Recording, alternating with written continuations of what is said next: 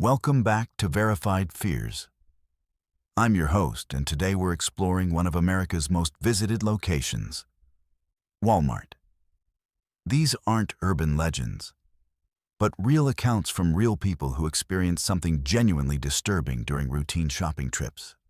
I've collected hundreds of viewer submissions and selected 11 of the most chilling, verified stories. These range from threatening encounters and employee misconduct to mysterious disappearances and privacy violations. Each story is told in the first person, preserving the authentic voice of those who lived through these experiences. What makes these accounts particularly unsettling is their reminder that horror doesn't just happen in remote places. It can occur anywhere, even under the bright lights of your local store. So prepare yourself for 11 disturbing true Walmart horror stories that will make you think twice about your next shopping trip. These are the verified fears that lurk in everyday life.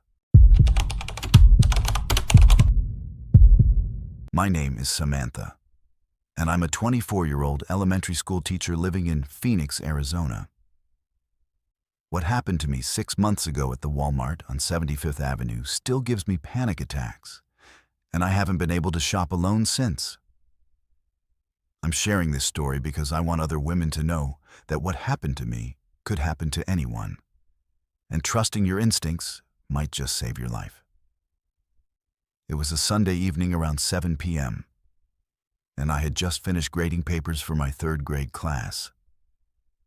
I realized I was completely out of groceries and needed to make a quick run before the week started. I chose that particular Walmart because it's close to my apartment and usually not too crowded on Sunday nights. I remember feeling tired but looking forward to getting my shopping done efficiently so I could meal prep for the week ahead. The first time I noticed him, I was in the produce section picking out bananas. He was standing near the apples, maybe 15 feet away, wearing a faded Arizona Cardinals baseball cap pulled low over his face and a wrinkled flannel shirt that looked like it hadn't been washed in weeks. He was probably in his late 40s or early 50s, with graying stubble and hands that looked rough and weathered. At first, I didn't think anything of it. People shop for produce, that's normal. But something about the way he was staring made my skin crawl. He wasn't looking at the apples or comparing prices like normal shoppers do. He was looking directly at me with this intense, unwavering gaze that made me immediately uncomfortable. I quickly grabbed my bananas and moved to the bread aisle, trying to shake off the uneasy feeling. But when I turned the corner, there he was again, now suddenly very interested in sandwich bread. My heart started beating a little faster, but I told myself I was being paranoid. Maybe he was just shopping the same route as me. These things happen in stores. I picked up a loaf of whole wheat bread and headed toward the cereal aisle, deliberately taking a longer path to see if he would follow. He did. Every single aisle I went to, he appeared within a minute or two. When I went to get breakfast cereal, he was examining granola bars with the same fake intensity. When I moved to the canned goods section, he was suddenly fascinated by pasta sauce. The pattern was becoming impossible to ignore, and my hands started shaking as I realized this wasn't a coincidence. This man was deliberately following me through the store, and he was being obvious about it, like he wanted me to know. That's when the comments started. At first, they were quiet, almost whispered, but loud enough for me to hear clearly. I was reaching for a can of tomatoes when I heard his voice behind me say, "Nice jeans. They fit you real well." I froze, my hand still extended toward the shelf, not wanting to turn around and acknowledge what I'd heard. I pretended not to hear him and quickly grabbed the can, but my hands were trembling so badly I nearly dropped it. I moved to the frozen food section, hoping the wider aisles and better lighting would make him back off. but it only seemed to embolden him. As I was looking at frozen vegetables, he positioned himself directly across from me and said, "I bet you live alone. Pretty girl like you, probably got a nice little apartment all to yourself." The way he said it made my blood run cold. It wasn't a question or casual conversation starter. It was a statement delivered with this knowing, predatory tone that suggested he was already thinking about what that information might mean. My fight-or-flight response was in full gear now. My heart was pounding so hard I could hear it in my ears, and I was starting to feel lightheaded. I abandoned my cart and walked quickly toward the pharmacy section, thinking that maybe the presence of a pharmacist and the more clinical environment would deter him. But he followed me there too. And that's when his behavior escalated to something truly frightening. He started offering to help me, but in a way that felt more like veiled threats than genuine assistance. "You look like you're having trouble reaching those high shelves," he said, even though I wasn't reaching for anything high. "I could help you with that. I could help you with a lot of things." When I continued to ignore him, his voice took on an edge of irritation. "It's rude to ignore someone who's trying to be nice to you. I'm just being friendly."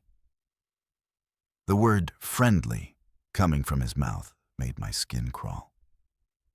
There was nothing friendly about the way he was stalking me through the store, making unsolicited comments about my body and living situation. I realized I needed to get help immediately. I walked as quickly as I could to the customer service desk at the front of the store, with him following about 10 feet behind me the entire way. The customer service representative was a young woman, maybe a few years older than me. And when I explained what was happening, I could see the concern in her eyes. She told me they would keep an eye out and asked if I wanted them to call security. I said yes, absolutely. But then she explained that their security guard wouldn't be back from his break for another 20 minutes. 20 minutes felt like an eternity when I was being stalked by someone who was becoming increasingly aggressive. While I was talking to the customer service representative, I could see him lurking near the electronics section, pretending to look at phones, but clearly watching our conversation. The representative suggested I wait in the customer service area until security returned, but I could see him moving closer, and I didn't feel safe staying in the store any longer. I made the decision to leave immediately. Even though it meant abandoning all my groceries and wasting the time I'd spent shopping, the walk to the exit felt like the longest walk of my life. I was trying to move quickly without running, not wanting to cause a scene, but desperately wanting to get to my car. I could hear his footsteps behind me, matching my pace. When I reached the automatic doors, I heard him say, "Leaving so soon? I thought we were having a nice conversation." The casual tone of his voice, as if we were old friends, was perhaps the most unsettling part of the entire encounter. I practically ran to my car, fumbling with my keys because my hands were shaking so badly. As I was pulling out of the parking space, I looked toward the store entrance and saw him standing there under the lights, just watching me leave. He wasn't trying to hide or pretend he was doing something else. He was just standing there, staring at my car as I drove away. The image of him standing there, backlit by the store's fluorescent lights with that baseball cap pulled low over his face, is burned into my memory. When I got home, I immediately called the police to report the incident. The officer I spoke with was sympathetic, but explained that since the man hadn't actually threatened me with violence or touched me, there wasn't much they could do legally. He took down my report and said they would increase patrols around that Walmart. But he also warned me that this type of behavior often escalates and advised me to be extra cautious about my personal safety. The next day, I called the Walmart corporate customer service line to follow up on the incident. They transferred me between several departments before I finally spoke with someone in their security division. They claimed they would review the security footage and take appropriate action. But when I called back a week later for an update, they said they had no record of my complaint. It was as if the whole thing had never happened. The psychological impact of this experience has been far more lasting than I initially expected. I developed severe anxiety about shopping alone, especially in large stores with multiple aisles where someone could easily follow you without being noticed. I started having panic attacks in grocery stores, feeling like I was being watched even when I logically knew I was safe. I had to start shopping with friends or family members, which made simple errands much more complicated and time-consuming. I also became hyper-vigilant about my surroundings in ways that were exhausting. I found myself constantly checking over my shoulder, memorizing the faces of people around me, and planning escape routes whenever I entered public spaces. The carefree attitude I once had about running errands was completely gone, replaced by a constant state of alertness that left me emotionally and physically drained. 6 months later, I still shop at a different Walmart across town, even though it's less convenient. I never go shopping alone in the evening anymore, and I always park as close to the entrance as possible under the brightest lights available. I've taken a self-defense class and now carry pepper spray, not because I think it will definitely protect me, but because it gives me some sense of control in a situation where I felt completely powerless. What disturbs me most about this experience isn't just what happened to me, but the realization of how vulnerable we all are in these everyday spaces we consider safe. A routine grocery shopping trip turned into a terrifying encounter with someone who clearly had predatory intentions. And the systems that are supposed to protect customers, security, management, even law enforcement, felt inadequate to address the situation effectively.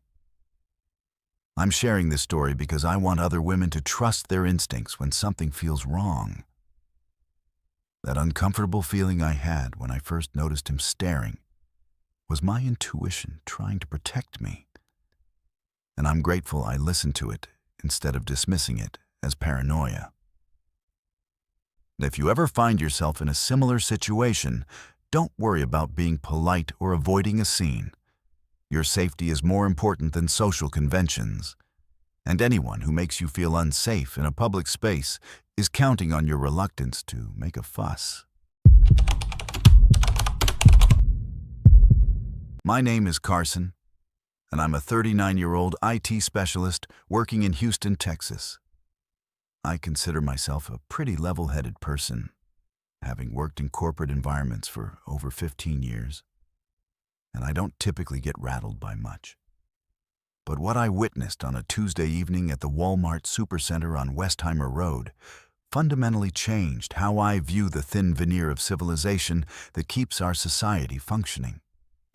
This incident happened 8 months ago, but I still think about it regularly because it demonstrated just how quickly normal, everyday people can transform into something genuinely dangerous over the most trivial circumstances.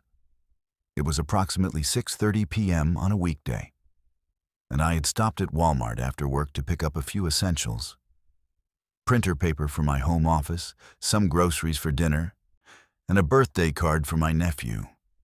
The parking lot was moderately busy, which is typical for that time of day when people are stopping by after work. I had parked toward the back of the lot where there were more available spaces. And I was walking back to my car with my purchases when I noticed a situation developing near the front entrance. There was an elderly man, probably in his 70s, who was slowly loading groceries into the trunk of his blue sedan. He moved deliberately, the way older people often do when they're being careful with heavy bags and don't want to strain themselves. His car was parked in one of the closer spots to the entrance, which makes sense for someone his age. Behind him, a white SUV was waiting with its turn signal on, positioned to take his spot once he left. The driver was a woman in her 40s with short blonde hair, and she appeared patient, waiting calmly, while the elderly man organized his groceries. From the opposite direction, a red pickup truck suddenly came around the corner and stopped, blocking the lane. The driver immediately started honking his horn aggressively, not the polite beep you might use to get someone's attention, but long, sustained honks that were clearly meant to be confrontational. The man driving the pickup was probably in his 30s, heavyset, wearing a baseball cap and what looked like work clothes. He rolled down his window and started shouting that the parking spot was his because he had been circling the lot longer and had seen it first. The woman in the SUV got out and tried to explain that she had been waiting there with her turn signal on, which anyone could see established her claim to the spot. Her voice was raised, but still reasonable at this point. The kind of tone you'd use when trying to resolve a misunderstanding with a difficult person. She pointed to her turn signal, which was still blinking, and gestured toward the elderly man who was clearly still in the process of loading his car. That's when the situation escalated beyond anything I could have anticipated.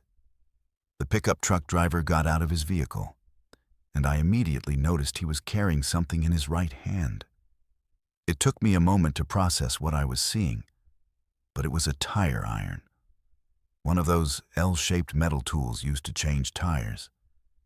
He wasn't just holding it casually, he was gripping it like a weapon, and the way he was swinging it slightly as he walked made his intentions clear. The elderly man noticed what was happening and started moving faster, clearly frightened by the aggressive behavior unfolding around his car. He was fumbling with his grocery bags, trying to close his trunk, and I could see his hands shaking from where I was standing about 30 yards away. The woman from the SUV saw the tire iron and started backing toward her vehicle. Her demeanor completely changed from annoyed to genuinely scared. The pickup truck driver started yelling profanities, claiming that people needed to learn respect and that he wasn't going to be pushed around by some entitled woman. The language he was using was vile, filled with misogynistic slurs that made it clear his anger went far beyond a simple parking dispute. He was advancing toward the woman with the tire iron raised, and I realized I was potentially witnessing the buildup to a serious assault. I immediately pulled out my phone to call 911, but before I could even dial, I saw 2 security guards running toward the situation from the store entrance. I thought this would de-escalate things quickly, but what happened next was almost as disturbing as the initial confrontation. Instead of focusing on the man with the weapon, who was clearly the aggressor, the security guards seemed more concerned about preventing any liability for the store than actually protecting anyone. One of the guards positioned himself between the pickup truck driver and the woman, but instead of demanding that the man put down the tire iron, he started asking everyone to calm down and move their vehicles. The other guard was talking to the elderly man, seemingly more focused on getting him to leave quickly than ensuring his safety. Neither guard made any attempt to confiscate the weapon or even acknowledge that someone was brandishing a tire iron in a threatening manner. The pickup truck driver took this as validation of his position. He started getting louder, claiming that the security guards could see he was in the right and that the woman needed to move her car immediately. The tire iron was still in his hand, and he was gesturing with it while he spoke, making everyone in the vicinity nervous. Several other customers had stopped to watch, creating a crowd that seemed to feed his sense of being justified in his actions. The woman, realizing that the security guards weren't going to effectively protect her and that the situation was becoming increasingly dangerous, made the decision to get back in her SUV and leave. But the pickup truck driver wasn't satisfied with just getting the parking spot. As she was backing out, he approached her vehicle and used the tire iron to scrape a long gouge along the side of her SUV, from the front door to the rear wheel well. The sound of metal scraping against metal was horrific, and the deliberate nature of the vandalism was shocking. He wasn't acting in a moment of rage. He was calmly and methodically damaging her vehicle while making eye contact with her through the window. The woman was clearly terrified, and I could see her on her phone, presumably calling the police while trying to navigate around his truck to get out of the parking lot. The security guards did nothing to stop the vandalism. They just stood there watching as this man deliberately destroyed someone's property in broad daylight in front of multiple witnesses. One of them even seemed to be trying to position himself so that the store's security cameras wouldn't have a clear view of what was happening, which suggested they were more concerned about the store being implicated than about preventing a crime. The elderly man had finally managed to get his groceries loaded and was desperately trying to get out of the situation. His hands were visibly shaking as he closed his trunk and walked around to his driver's side door. The pickup truck driver, apparently satisfied with having claimed his prize, was now yelling at the old man to hurry up and move. The poor man was so rattled that he dropped his car keys twice before managing to get into his vehicle. As the elderly man pulled away, I could see the relief on his face, but also something that looked like trauma. This was someone's grandfather who had just wanted to buy groceries and instead found himself in the middle of a violent confrontation that easily could have resulted in serious injury or death. The casual way the pickup truck driver had brandished that tire iron suggested he was comfortable with the threat of violence, and I couldn't help wondering how many other people he had intimidated in similar situations. The pickup truck driver parked in the contested spot and walked into the store as if nothing had happened. No consequences, no police intervention, no accountability whatsoever. The security guards dispersed, and the crowd of onlookers gradually went back to their shopping. Within 5 minutes, it was like the entire incident had never occurred, except for the elderly man who was probably still shaken and the woman whose vehicle had been vandalized. I waited in the parking lot until the police arrived, having called 911 after the situation had resolved. I gave them a detailed statement and provided my contact information as a witness. The officer who took my report seemed frustrated, but not surprised, explaining that road rage and parking lot confrontations were becoming increasingly common and violent. He said they would review the store's security footage and try to identify the pickup truck driver, but he didn't sound optimistic about the chances of any real consequences. When I called the police department a week later to follow up, I was told that the store claimed their security cameras had malfunctioned during the time of the incident and no usable footage was available. The pickup truck's license plate number that I had provided didn't match any vehicle registered in Texas, suggesting it might have been stolen or altered. The case was essentially dead in the water. This experience changed my perspective on public safety and human nature in ways I'm still processing. I realized that the social contracts we rely on, basic civility, respect for others' property, appropriate response to conflict, are much more fragile than I had assumed. I saw how quickly someone could escalate from annoyance to genuine violence over something as meaningless as a parking spot, and how inadequately our systems are equipped to handle such situations. The incident also made me hyper-aware of my own vulnerability in everyday situations. I now pay much more attention to the people around me when I'm out in public, looking for signs of agitation or potential aggression. I park further away from store entrances to avoid competitive situations, and I'm much more willing to de-escalate or walk away from conflicts that previously I might have stood my ground on. What disturbs me most is the realization that this could happen anywhere, at any time, involving anyone. The pickup truck driver looked like a normal person until he revealed his capacity for violence and property destruction. The security guards appeared professional until they demonstrated their unwillingness to actually provide security. The elderly man was just trying to live his life until he became collateral damage in someone else's rage. I still shop at that Walmart occasionally, but I'm always scanning the parking lot for potential conflicts.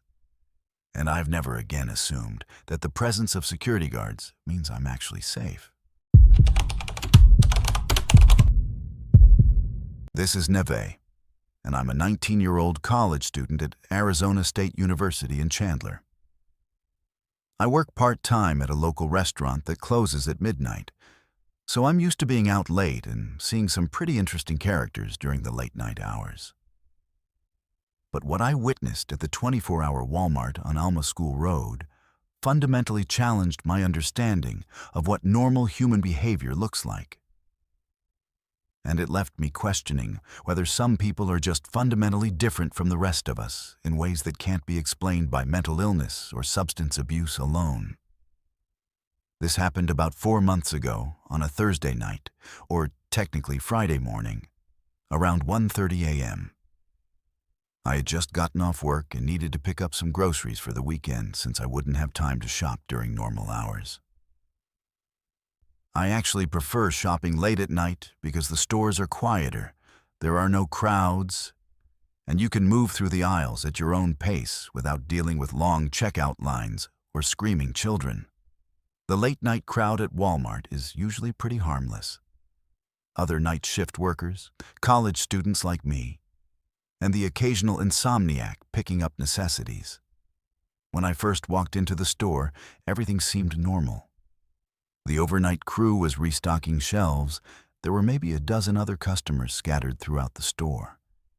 And the fluorescent lighting created that familiar, slightly surreal late-night atmosphere that I'd grown accustomed to. I grabbed a shopping cart and headed toward the grocery section, planning to quickly pick up milk, bread, some frozen meals for the week, and maybe some snacks for studying. That's when I first noticed her. She was standing in the produce section, but she wasn't shopping in any conventional sense. She was a woman who appeared to be in her 50s, wearing a faded hospital gown that looked like it had been worn for days and a pair of house slippers that were completely inappropriate for being out in public. Her gray hair was uncombed and had that matted look that comes from not washing it for an extended period. But what struck me most was her posture and movement patterns. She was swaying slightly, almost rhythmically, like she was listening to music that only she could hear. Initially, I thought maybe she was a patient who had wandered away from a nearby hospital or care facility. Arizona has several medical centers in the area, and it wouldn't be completely unprecedented for a confused patient to end up in a public place. I considered whether I should alert store security or offer to help her, but something about her behavior made me hesitate. She didn't seem distressed or lost in the way you'd expect from someone with dementia or a similar condition. Instead, she appeared to be purposefully engaged in some kind of activity that made sense to her, even if it looked bizarre to outside observers. As I continued shopping, I kept encountering her in different sections of the store, and I began to notice a disturbing pattern in her behavior. She was methodically opening packages of various items, food products, toys, electronics, household goods, and removing small objects from each package. She would carefully extract whatever item caught her interest, examine it closely, sometimes smell it or hold it up to the light, and then place it in the pockets of her hospital gown. After taking what she wanted, she would meticulously reseal the packages using what appeared to be clear tape that she carried with her. The resealing process was what made her behavior particularly unsettling. This wasn't random shoplifting or impulsive theft. She had come prepared with supplies and a system. She would smooth down the tape carefully, trying to make the packages look unopened, and then arrange them back on the shelves exactly where she had found them. Someone casually browsing would have no idea that the packages had been tampered with. It was methodical, premeditated and executed with a level of skill that suggested she had done this many times before. But the theft wasn't the most disturbing aspect of her behavior. Throughout this entire process, she was having animated conversations with someone who clearly wasn't there. These weren't the mumbled, incoherent ramblings you might expect from someone experiencing a psychotic episode. These were full, coherent conversations, with distinct pauses for responses, changes in tone indicating she was reacting to what her invisible companion was saying, and even moments where she would laugh at apparent jokes. I found myself following her at a distance, partly out of morbid curiosity and partly because I was trying to decide whether I should report what I was seeing. In the toy section, she opened a package of small plastic action figures and removed one that appeared to be a soldier or police officer. She held it up to her face and said, in a voice that was clearly audible to me from about 10 feet away, "Yes, I know you've been waiting for him. He looks just like Daddy, doesn't he?" Then she paused, as if listening to a response, and replied, "Don't worry, sweetheart. Daddy's coming home soon. He just has to finish his work first." The conversation continued as she moved through the store. She would periodically address her invisible companion with terms of endearment. "Sweetie, honey, my little angel." And her voice would take on the gentle, nurturing tone that a mother might use with a young child. But interspersed with these tender moments were conversations that seemed to be with an adult, possibly a romantic partner, where her voice would become more intimate and occasionally flirtatious. In the electronics section, she opened a package of earbuds and removed one, placing it in her ear as if she was listening to something. She started swaying more dramatically, sometimes moving her lips as if she was singing along to music. Then she would stop, remove the earbud, and have a conversation about the song she had just heard, discussing the lyrics and melody with her invisible companion as if they were sharing a romantic moment. The most disturbing incident occurred in the food section. She opened a package of cookies, took out several pieces, and began having what appeared to be a family dinner conversation. She would take a bite of cookie, chew thoughtfully, and then comment on how delicious it was and how happy she was that everyone could be together for dinner. She would pause to listen to other family members sharing details about their day, responding with appropriate maternal concern and encouragement. At one point, she looked directly toward an empty space next to her and said, "Oh, honey, you don't need to worry about the bills this month. I found some extra money, and everything is going to be fine." Then she reached into her pocket, pulled out what appeared to be a few crumpled dollar bills, and placed them on an empty shelf as if she was contributing to a family fund.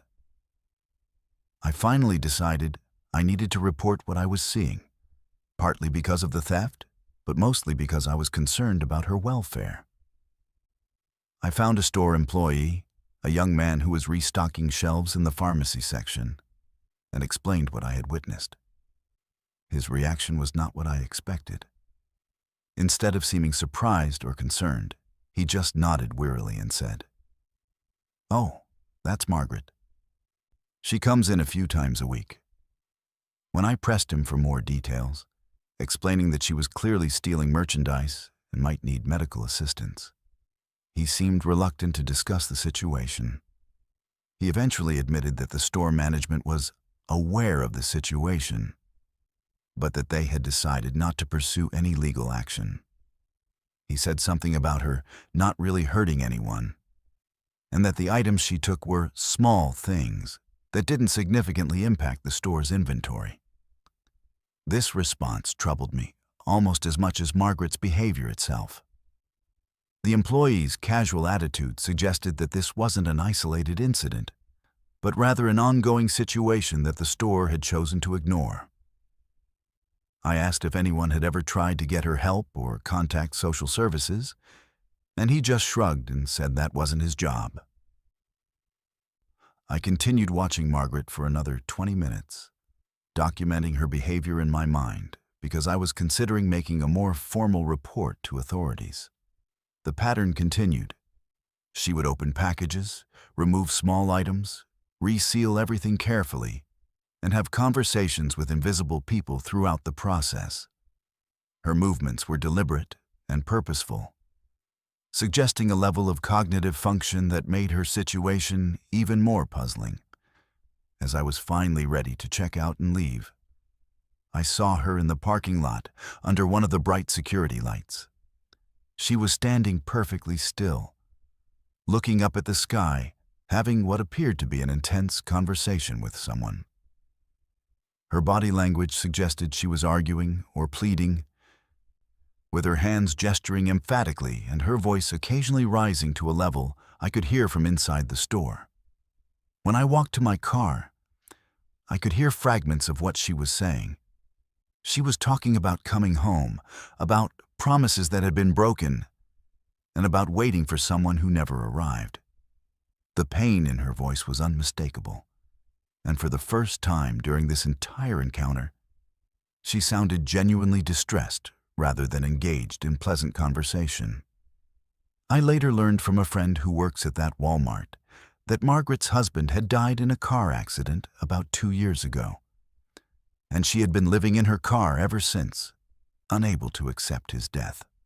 The employees knew her story and had made an unofficial decision to let her take small items because they felt sorry for her situation. The conversations she was having were with her deceased husband and the children they had never been able to have together. This knowledge made the entire experience even more heartbreaking. But it also raised questions about how we as a society handle people who are struggling with grief and mental health issues. Margaret wasn't hurting anyone in a conventional sense, but she clearly needed help that she wasn't receiving. The store's decision to ignore her behavior rather than connect her with appropriate services seemed like a form of enabling that wasn't ultimately helping her heal or move forward. The incident changed my perspective on the complexity of human behavior and the fine line between compassion and neglect when dealing with people who are suffering in ways that don't fit neatly into standard categories of mental illness or criminal behavior. My name is Hunter, and I'm a 37-year-old contractor who works mainly on residential construction projects around Mesa, Arizona. My job requires me to start early, usually around 5:30 a.m., so I often find myself needing to pick up supplies or groceries during off hours when most people are either at work or asleep. I've always been comfortable shopping late at night. I'm a pretty big guy. I'm aware of my surroundings, and I generally don't worry too much about personal safety in well-lit public places. But what happened to me at the Walmart on Southern Avenue completely changed how I think about vulnerability and the predatory behavior that can hide behind a friendly, helpful facade. This incident took place about 6 months ago on a Wednesday night around 2:45 a.m. I'd been working on a kitchen renovation that was running behind schedule, and I needed to pick up some electrical supplies and grab some food for the next day since I wouldn't have time to stop anywhere during normal business hours. The 24-hour Walmart was my go-to option for these late-night runs because they usually have everything I need in one place, and the store is generally quiet enough that I can get in and out quickly without dealing with crowds or long checkout lines. When I entered the store, it had that typical late-night atmosphere. Dimmed lighting in some sections, the overnight crew restocking shelves with their industrial equipment, and maybe 8 or 10 other customers scattered throughout the massive space. Most of the other shoppers appeared to be night shift workers like myself, college students, or people who simply prefer to avoid daytime crowds. The environment felt familiar and comfortable, exactly what I expected from countless previous late-night shopping trips. I headed straight to the hardware section to look for the electrical components I needed for my project. That's where I first encountered him. A Walmart employee who appeared to be in his early 20s, thin build, wearing the standard blue vest with a name tag that I later realized said Derek. He approached me with what initially seemed like standard customer service, asking if I needed help finding anything specific. I explained that I was looking for some particular gauge wire and electrical boxes, and he offered to show me exactly where those items were located. His helpfulness seemed genuine at first, and I appreciated having someone who knew the store layout guide me directly to what I needed instead of wandering around trying to locate items in unfamiliar sections.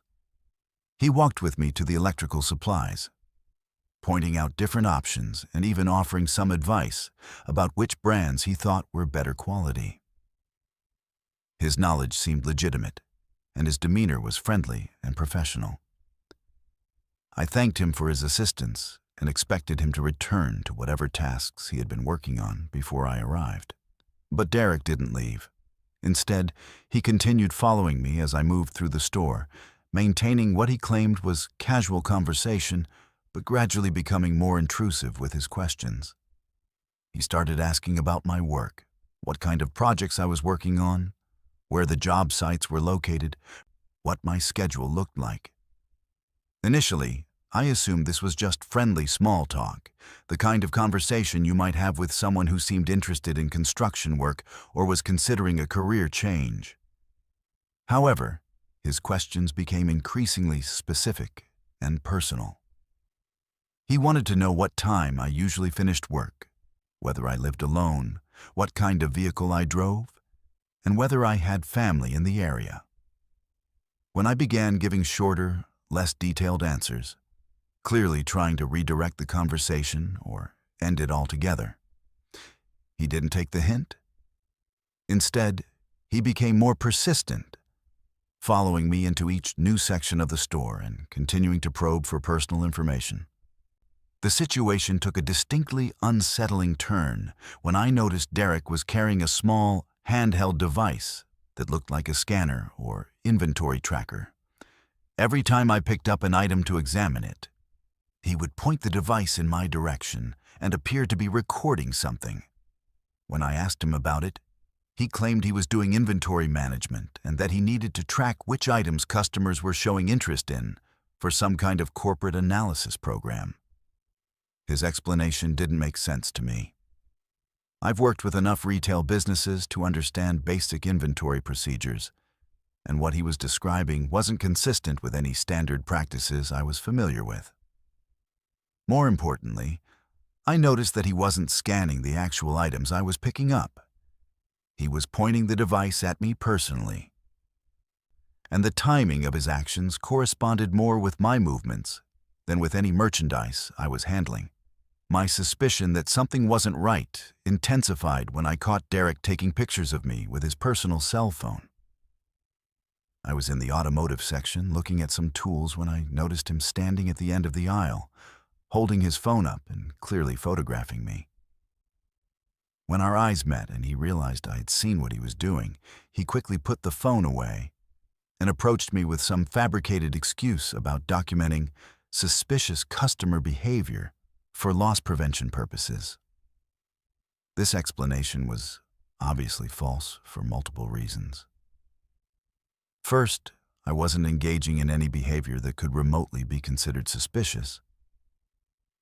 I was shopping normally, examining products I was considering purchasing, and moving through the store in a straightforward manner. Second, if there were genuine concerns about customer behavior, those would be handled through official security protocols, not by a regular employee taking personal photos with his own device. Third, his demeanor and body language suggested he knew he had been caught doing something inappropriate. When I confronted Derek directly about the photography and asked to speak with a manager, his attitude became defensive and slightly aggressive. He claimed that I had been acting erratically since I entered the store, and that he was following standard procedures for monitoring potentially problematic customers. He said that my questions about his inventory scanning activities were evidence that I was trying to case the store for shoplifting or some other criminal activity. These accusations were not only false, but also seemed designed to make me doubt my own perception of what was happening. Derek was essentially gaslighting me, trying to convince me that normal shopping behavior was suspicious and that his inappropriate surveillance was justified. The fact that he had ready explanations for his actions suggested that he had used these tactics before, possibly with other customers who might have been less willing or able to push back against his behavior. I insisted on speaking with a manager and made it clear that I wasn't going to continue shopping until the situation was resolved. Derek reluctantly called for a manager over his radio, but the wait time was longer than it should have been for what was supposedly a routine request. During the 15 minutes I waited, Derek remained nearby, continuing to watch me and occasionally speaking into his radio in a way that suggested he was providing his version of events to whoever was responding. When the night manager finally arrived, Derek immediately launched into a detailed account of my supposedly suspicious behavior. He claimed that I had been asking unusual questions about store security, that I had been examining products without any apparent intention to purchase them, and that I had become hostile when he tried to provide customer service. He presented the photographs on his phone as evidence of my erratic behavior, framing his surveillance as a proactive security measure. The manager's response was disappointing and concerning. Rather than questioning why an employee was taking unauthorized photos of customers or investigating Derek's claims, she seemed to accept his account without scrutiny. She asked to see my identification, requested that I empty my pockets to prove I wasn't shoplifting, and even suggested that I might be under the influence of drugs or alcohol based on Derek's assessment of my behavior. I was forced to submit to what amounted to an impromptu interrogation and search, despite having done nothing wrong and having no legal obligation to comply with these requests.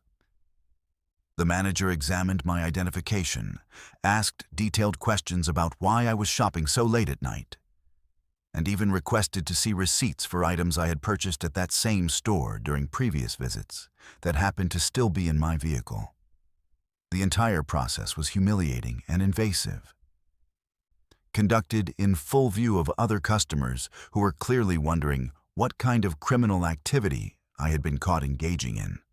The manager and Derek were creating a public spectacle that damaged my reputation and caused me significant embarrassment, all based on completely fabricated accusations of suspicious behavior. After approximately 30 minutes of this treatment, during which they found no evidence of any wrongdoing because I hadn't committed any, I was finally told that I was free to continue shopping, but that they would be keeping an eye on me for the remainder of my visit. The clear implication was that I was still considered a potential threat despite their complete inability to justify that assessment. I chose to leave the store immediately rather than continue shopping under surveillance. As I was walking toward the exit, I overheard Derek speaking with another employee, saying something about how you have to watch out for guys like that and trust your instincts when someone seems off. He was portraying himself as a vigilant employee who had successfully identified and neutralized a potential threat, when in reality he had been engaging in inappropriate surveillance and harassment of an innocent customer. I filed a formal complaint with Walmart Corporate the next day, providing detailed accounts of Derek's behavior and the manager's inadequate response. I also reported the incident to local police, though they explained that since no actual crime had been committed, their options for investigation were limited. The corporate response was a generic acknowledgement that they would look into the matter. But I never received any follow-up communication about what action, if any, was taken. Several weeks later, I learned from another customer that Derek had been terminated. but not specifically for the incident involving me. Apparently, multiple customers had complained about similar experiences: unauthorized photography, invasive questioning, false accusations of suspicious behavior, and inappropriate surveillance. The pattern of behavior suggested that Derek had been systematically targeting late-night shoppers, possibly building some kind of database or engaging in activities that went well beyond normal employee duties. This experience fundamentally changed how I approach late-night shopping and my interactions with retail employees. I now realize that the vulnerability I felt wasn't just about being targeted by Derek's inappropriate behavior, but about how easily that behavior was legitimized and supported by management when it should have been immediately recognized as unacceptable. My name is Ember, and I'm a 22-year-old barista working at a local coffee shop in Phoenix, Arizona. I've always considered myself someone who tries to see the best in people and give others the benefit of the doubt. But what happened to me at the Walmart on 19th Avenue 6 months ago opened my eyes to the reality of how quickly prejudice and discrimination can turn a routine shopping trip into a humiliating and potentially dangerous situation. I'm sharing this story because I believe people need to understand how systemic bias operates in everyday spaces and how easily someone can become a victim of profiling based on nothing more than their appearance and assumptions about their background. This incident occurred on a Saturday afternoon around 2 p.m. I'd just gotten off work from my morning shift at the coffee shop and needed to pick up some groceries and household items before meeting friends later that evening. I was dressed casually in jeans, a vintage band t-shirt, and sneakers. Nothing that should have attracted any particular attention. I'm a young black woman with natural hair that I wear in protective styles, and I've always been conscious of how I present myself in public spaces, especially in retail environments where I know some people might make assumptions about my intentions or character. The Walmart was moderately busy with typical Saturday afternoon shoppers. Families with children, elderly couples, college students, and working people running errands on their day off. I grabbed a shopping cart and started with the grocery section, planning to work my way through the store systematically to get everything on my list. I was in no hurry and was actually enjoying having some time to browse and compare prices on items I didn't usually have time to research during busier weekdays. I first noticed the loss prevention officer when I was in the produce section. He was a large white man, probably in his 40s, with a shaved head and an aggressive posture that immediately made me uncomfortable. He was standing near the bananas, but he wasn't shopping or even pretending to look at the fruit. He was staring directly at me with an intensity that felt threatening and inappropriate. When I moved to look at vegetables, he followed, positioning himself where he could maintain visual contact while trying to appear casual about his surveillance. Initially, I tried to convince myself that I was being paranoid or overly sensitive. Loss prevention officers do need to monitor customers, and maybe he was just doing his job in a way that happened to make me uncomfortable. But as I continued shopping, his behavior became increasingly obvious and intrusive. He was following me through every section of the store, staying approximately 10 to 15 feet behind me, and making no effort to disguise his surveillance or engage in any activities that would justify his presence in each area. Other customers began to notice what was happening. I could see people glancing between the loss prevention officer and me, clearly wondering what I had done to warrant such intensive monitoring. Some shoppers seemed to instinctively give me more space, as if they assumed I must be dangerous or likely to engage in criminal behavior based on the attention I was receiving from security. The social dynamics were creating a feedback loop where the surveillance was generating suspicion among other customers, which then seemed to justify even more intensive monitoring. The situation escalated when I reached the electronics section. I was looking at phone chargers, comparing prices and reading product specifications when the loss prevention officer approached me directly for the first time. He positioned himself very close to me, invading my personal space in a way that felt intimidating, and demanded to know what I was doing in that section of the store. His tone was accusatory and aggressive, as if I had already been caught doing something wrong. I explained that I was shopping for a phone charger, which should have been self-evident given that I was standing in front of a display of phone accessories with my shopping cart beside me. But instead of accepting this reasonable explanation, he began questioning me about whether I actually owned a phone that would require the type of charger I was examining. He asked to see my phone, demanded to know why I needed a new charger, and questioned whether I had the money to pay for the item I was considering. These questions were inappropriate, invasive, and clearly motivated by assumptions about my economic status and likelihood to shoplift based on nothing more than my race and age. The loss prevention officer was treating me like a criminal suspect rather than a paying customer, and his behavior was creating a public spectacle that was drawing attention from other shoppers and store employees. When I attempted to continue shopping and move away from the confrontation, the loss prevention officer followed me and called for backup over his radio.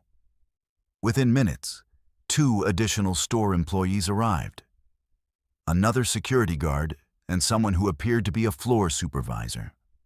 Rather than de-escalating the situation or investigating whether there was any legitimate basis for the surveillance, they seemed to automatically assume that the loss prevention officer's suspicions were justified. The 3 employees surrounded me in a way that was clearly designed to prevent me from leaving the area. They were positioning themselves strategically, blocking potential exit routes while maintaining the pretense of casual conversation. The supervisor began asking me questions about my shopping intentions, how long I planned to be in the store, and whether I had purchased anything yet.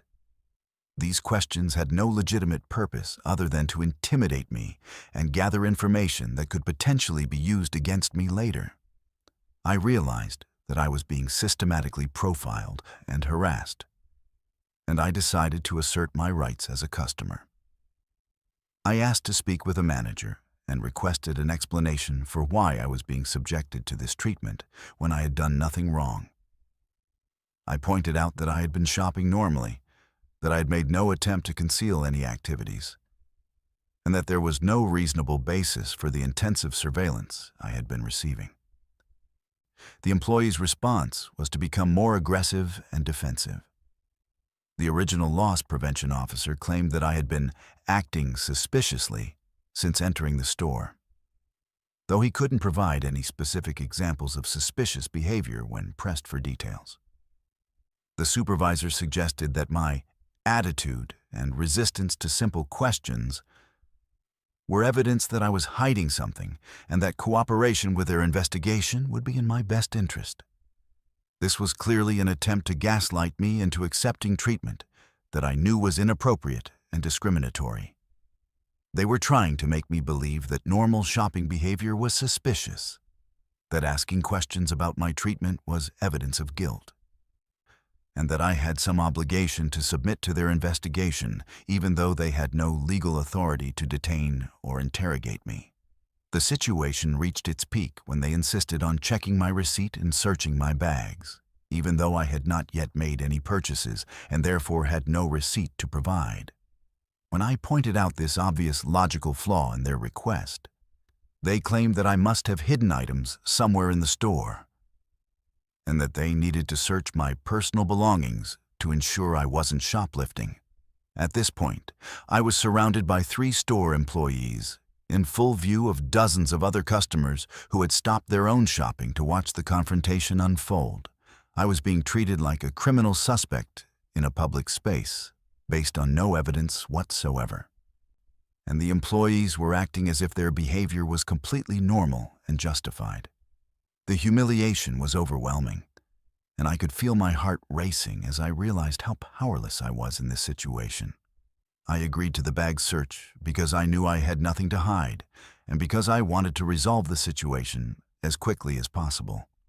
The loss prevention officer went through my purse methodically, examining every item and even questioning me about the purpose of various personal belongings. He seemed disappointed when he found nothing incriminating, as if he had been expecting to discover evidence that would validate his initial suspicions. After finding no evidence of any wrongdoing, the employees didn't apologize or acknowledge that their treatment of me had been inappropriate. Instead, they acted as if the search had been a routine security procedure and told me I was free to continue shopping. The implication was that they had done me a favor by clearing me of suspicion, rather than acknowledging that they had subjected me to discriminatory treatment based on racial profiling. I left the store immediately without making any purchases. I was too shaken and angry to continue shopping, and I didn't trust that the harassment wouldn't continue if I stayed. As I was walking to my car, I could see the loss prevention officer watching me through the store windows, as if he was still hoping to catch me doing something wrong that would justify his behavior. The psychological impact of this experience was significant and lasting. I felt violated, humiliated, and angry about being targeted for discrimination in such a public and degrading way. The incident made me hyper-aware of how I'm perceived in retail spaces and forced me to modify my behavior in ways that I resented, but felt were necessary for my safety and peace of mind. I filed complaints with Walmart Corporate, the Better Business Bureau, and the Arizona Attorney General's office. I also contacted local civil rights organizations to report the discriminatory treatment and seek advice about potential legal remedies. The corporate response was predictably inadequate. A form letter acknowledging my complaint and promising to look into the matter, followed by no meaningful follow-up or accountability. Several weeks later, I learned from a friend who worked at that store that multiple customers had filed similar complaints about the same loss prevention officer, and that there was a pattern of him targeting young people of color for intensive surveillance and harassment. Despite this documented pattern of discriminatory behavior, the employee remained in his position, suggesting that the store's management either didn't take these complaints seriously or didn't consider racial profiling to be a significant problem. This experience taught me that discrimination in retail settings is not just about individual prejudice, but about systemic failures to train employees properly, establish clear protocols for customer interactions, and hold staff accountable when they engage in biased behavior. The fact that multiple employees participated in my harassment without question suggests that this type of treatment is normalized within the store's culture, rather than being an isolated incident involving one problematic employee.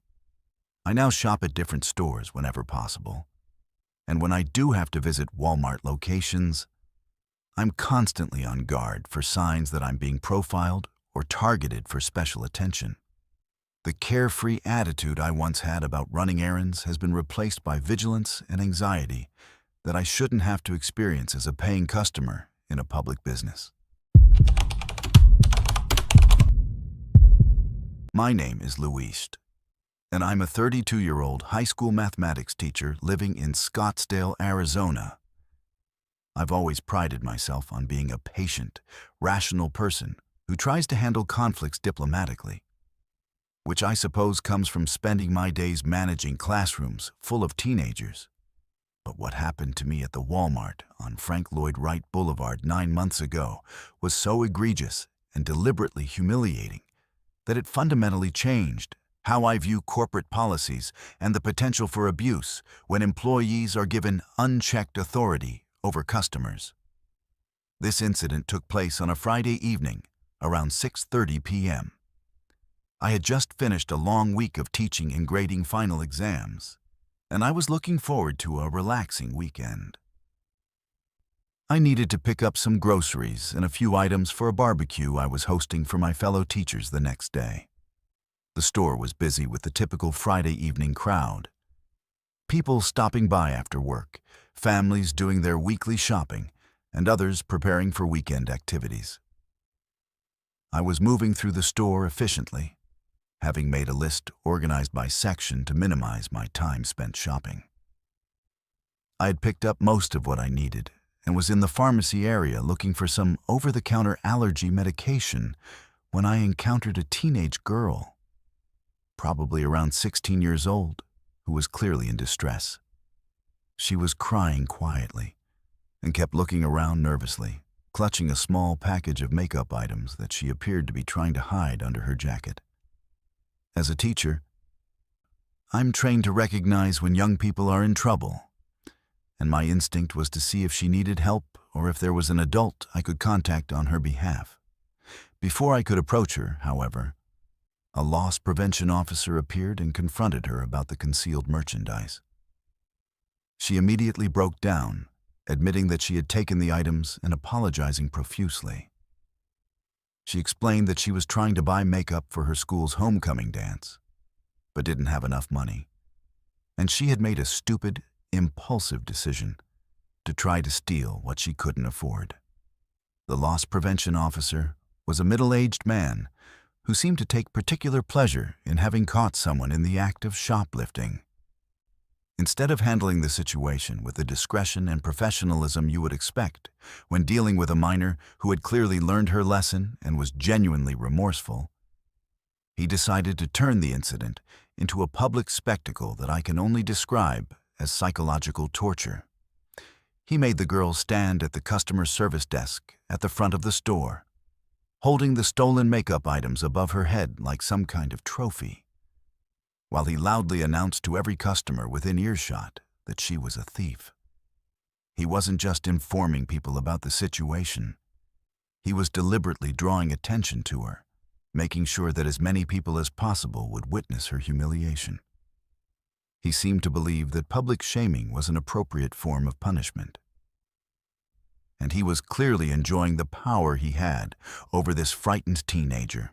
For nearly 20 minutes, he kept her standing there while he lectured her about the consequences of stealing and made announcements over the store's intercom system about shoplifting prevention. He was treating her like an object lesson rather than a human being, using her mistake as an opportunity to demonstrate his authority and send a message to other potential shoplifters. The girl was sobbing uncontrollably, clearly traumatized by the public nature of her punishment. But he showed no compassion or concern for her emotional state. Other customers began to complain about the spectacle. Several people approached the customer service desk to express their discomfort with how the situation was being handled, pointing out that the girl was obviously sorry for what she had done, and that the public humiliation was excessive and inappropriate. Parents with children were particularly upset, explaining that they didn't want their kids to witness such a degrading display, regardless of what the teenager had done wrong. The loss prevention officer became defensive and argumentative when challenged about his methods.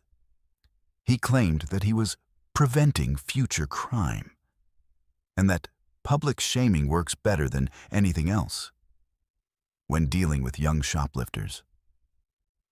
He insisted that the girl needed to learn consequences, and that being embarrassed in front of strangers was exactly what she deserved for breaking the law.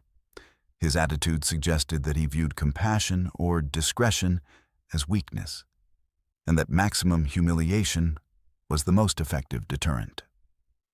When I approached the customer service desk to express my concern about how the situation was being handled, the loss prevention officer immediately became hostile toward me.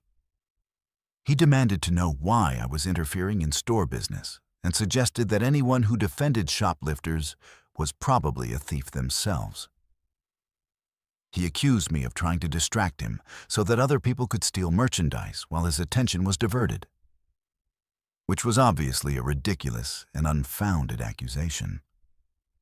I identified myself as a teacher and explained that I had professional experience working with teenagers who had made poor decisions, and that there were more effective and humane ways to handle these situations.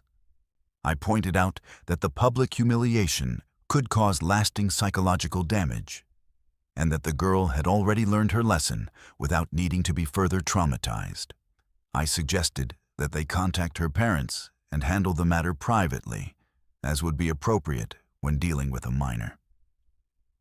The loss prevention officer's response was to escalate the confrontation and attempt to make me part of the spectacle. He started speaking loudly about how some people thought they knew better than security professionals, and how bleeding heart liberals were the reason crime was increasing.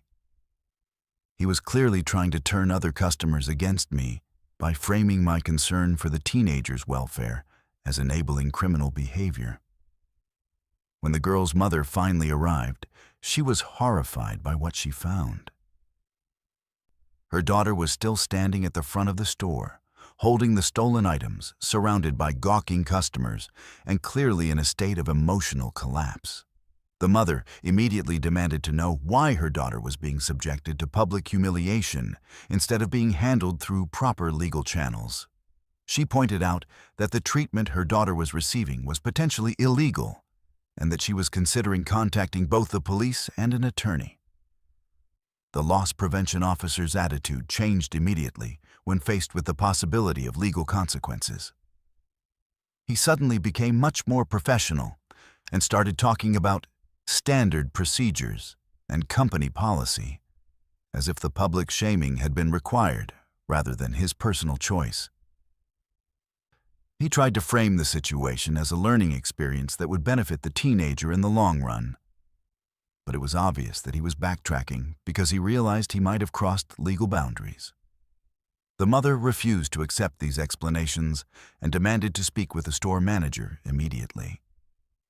When the manager arrived, she was clearly uncomfortable with what had transpired, but seemed more concerned about protecting the store from liability than addressing the inappropriate behavior of her employee.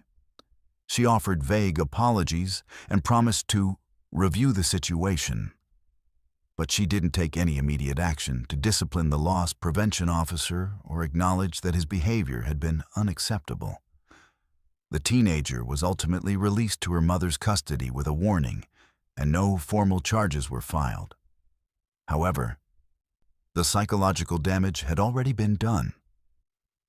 The girl was clearly traumatized by the experience, and her mother was rightfully angry about how the situation had been mishandled. Several customers, including myself, provided our contact information as witnesses in case the family decided to pursue legal action against the store.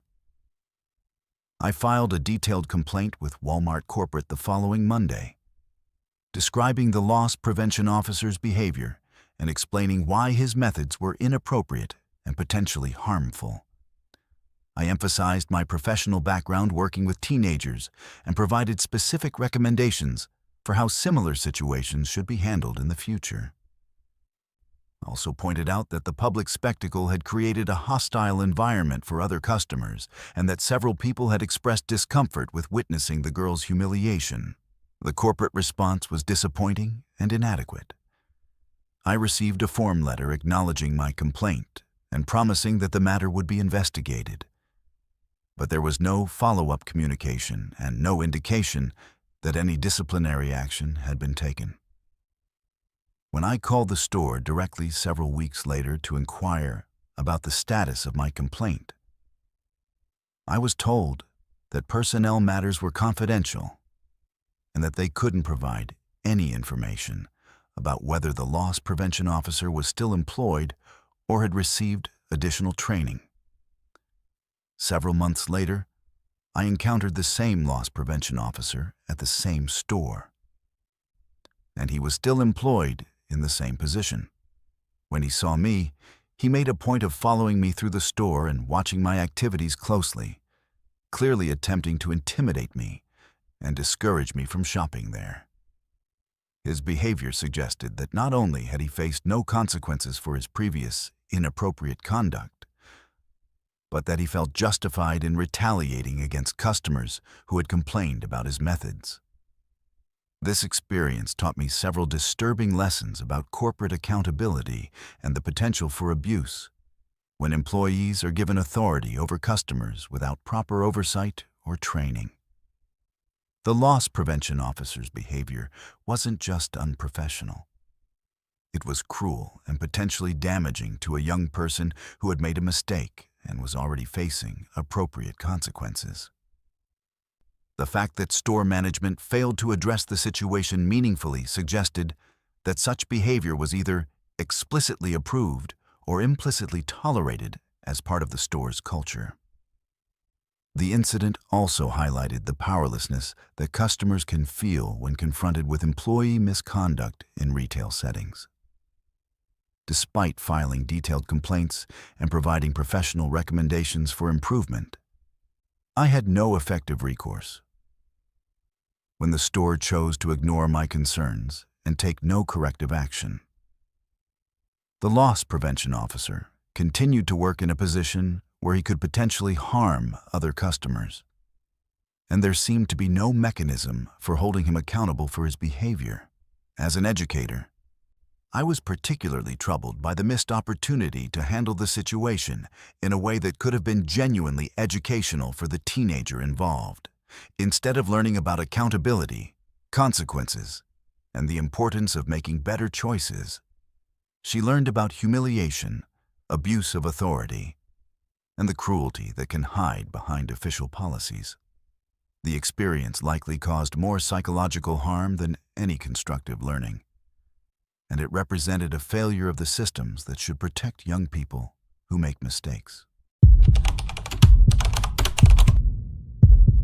My name is Alina, and I'm a 33-year-old certified public accountant working for a small firm in Tempe, Arizona. I've always considered myself someone who stays calm under pressure. It's part of my job to handle stressful situations and think logically when others might panic.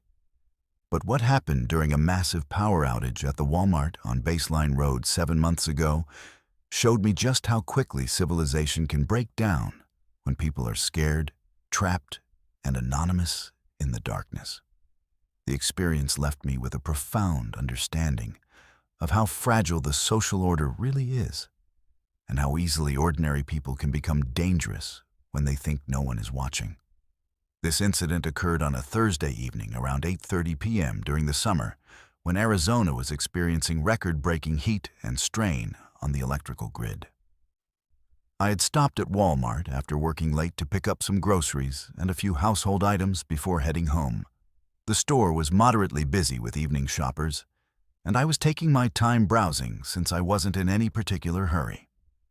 I remember thinking how nice it was to be in the air conditioning after spending the day in my stuffy office, and I was actually enjoying the mundane task of grocery shopping as a way to decompress from a challenging workday. I was in the middle of the store, somewhere between the pharmacy and the clothing sections, when every single light went out simultaneously. The transition from bright fluorescent lighting to complete darkness was so sudden and total that it took several seconds for my eyes to even begin adjusting. The immediate silence was eerie. All the background humming of refrigeration units, air conditioning, and electronic equipment stopped at once, creating a stillness that felt unnatural in such a large commercial space. The darkness wasn't gradual or partial. It was absolute, for what felt like an eternity but was probably only 30 seconds. You couldn't see your hand in front of your face, let alone navigate through aisles filled with merchandise and other disoriented customers. I could hear people bumping into displays, knocking items over, and calling out to family members they had been separated from in the blackout. The initial reaction was mostly confusion and mild concern, with people making jokes about the timing and assuming the power would be restored within a few minutes. When the emergency lighting finally activated, it provided just enough illumination to reveal the scope of the situation without actually making navigation safe or comfortable. The emergency lights only covered the main aisles and exit routes, leaving large sections of the store in near total darkness. The lighting created stark contrasts between brightly lit areas and deep shadows, making it difficult to judge distances or identify obstacles. More importantly, it became immediately apparent that there were far more people in the store than I had realized, and many of them were already showing signs of anxiety and claustrophobia.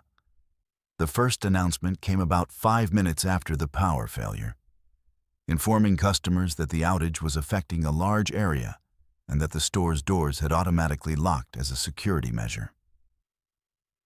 The announcement explained that they were working to restore power and that customers would be released as soon as it was safe to do so. But they couldn't provide a timeline for when that might happen. The words "automatically locked" caused an immediate shift in the crowd's mood from mild inconvenience to genuine concern about being trapped. What followed was a gradual but unmistakable deterioration of social order, as people realized they might be confined in the store for an extended period. The initial politeness and cooperation that had characterized the first few minutes after the blackout began to give way to more selfish and aggressive behavior, as individuals started prioritizing their own comfort and safety over the collective good. I watched as the situation evolved from a shared inconvenience to something that felt increasingly dangerous and unpredictable. The first sign of trouble came from a group of teenagers who seemed to view the power outage as an opportunity rather than a crisis. They were using their cell phone flashlights to navigate into the darker sections of the store, and I could hear them laughing and talking about free shopping and getting what they deserved for being trapped. It became clear that they were taking advantage of the limited visibility and reduced security presence to steal merchandise, assuming that the chaos would prevent them from being caught or held accountable. Their behavior emboldened others who might not have normally considered theft, but saw an opportunity in the confusion and darkness. I witnessed people stuffing items into bags, pockets, and shopping carts, taking things they clearly hadn't paid for and couldn't afford to purchase legally.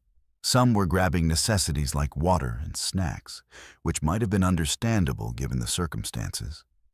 But others were taking electronics, clothing, and other non-essential items that were obviously motivated by greed rather than survival needs. The situation became more frightening when the crowd dynamics started to shift toward panic and aggression. An elderly woman fell in one of the darker areas, apparently unable to see a display that had been knocked over. And instead of helping her, several people simply stepped around her or pushed past her to get to where they were trying to go. When her husband tried to help her up and asked for assistance, he was largely ignored by people who were focused on their own situations and increasingly unwilling to help strangers. The air conditioning had stopped working when the power went out, and the temperature inside the store began rising quickly in the desert heat. What had initially been a comfortable shopping environment became stuffy and uncomfortable, adding physical stress to the psychological pressure of being trapped. People were becoming irritable and short-tempered, and I could sense that the crowd was becoming less predictable and more potentially volatile as time passed without resolution.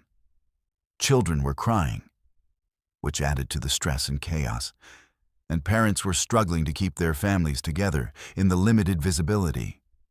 Some people were having panic attacks or claustrophobic reactions to being confined, and their distress was spreading to others around them.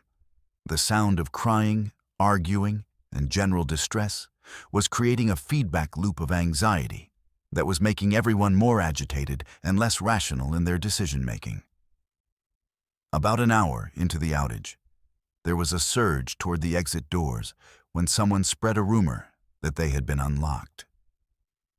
The rush created a dangerous crush of bodies as people pushed and shoved to try to reach what they thought might be freedom. Several people were knocked down in the stampede, and I heard what sounded like someone screaming in pain, though I couldn't see clearly enough to know exactly what had happened or how severe any injuries might have been. The exit doors were still locked, which led to increased frustration and more aggressive behavior from people who felt deceived and trapped. Some individuals started pounding on the doors and windows, trying to break them open or attract attention from outside. Others were demanding that store employees unlock the doors manually, becoming hostile when told that the employees didn't have the ability to override the automatic security system during a power failure.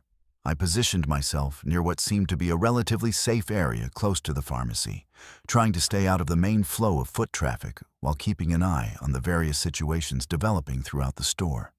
From that vantage point, I could observe how different groups were reacting to the crisis and how quickly social norms were breaking down under stress.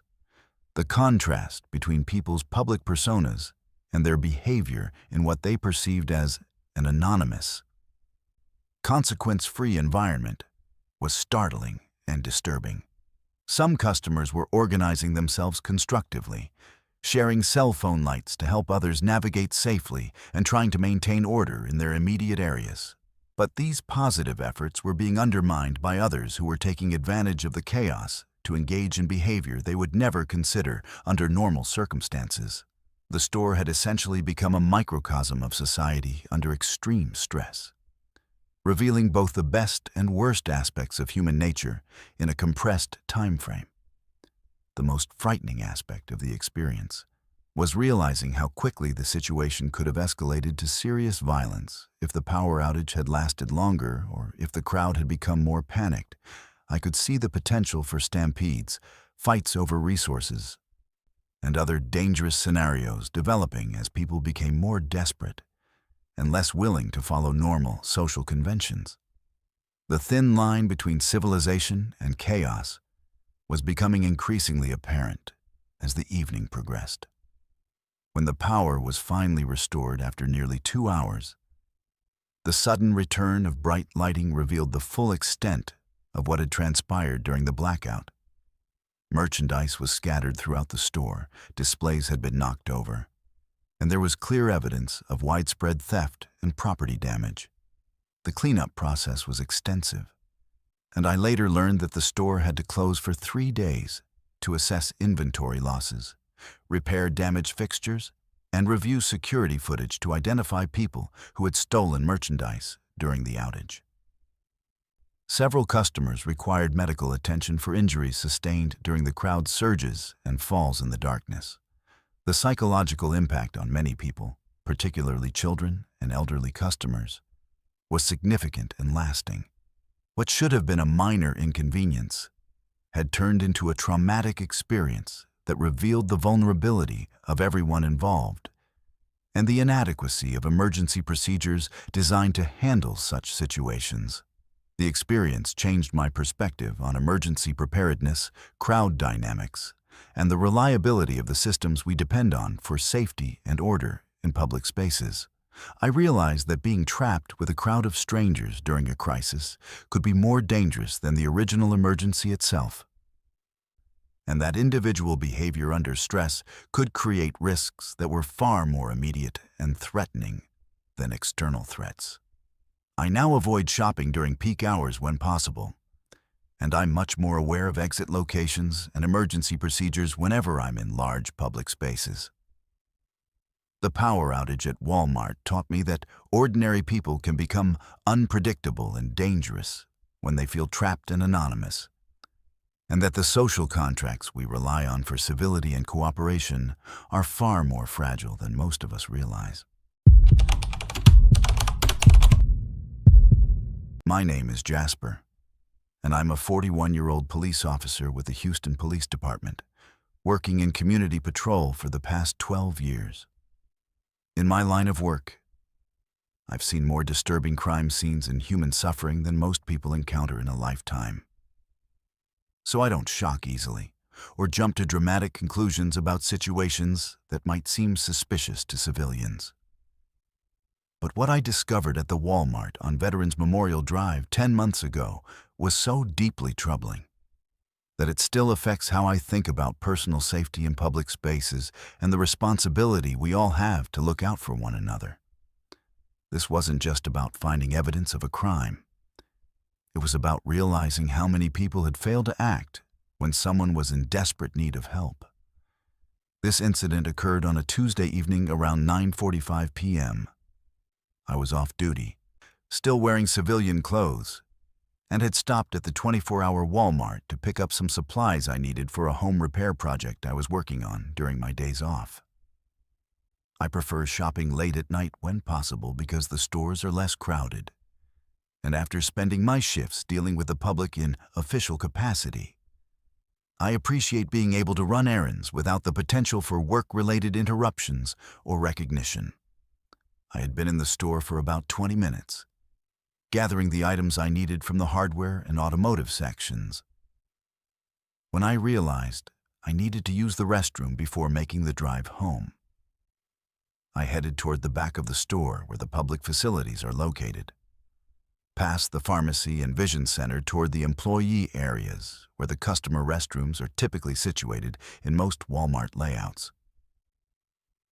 As I approached the men's restroom, I immediately noticed something was wrong.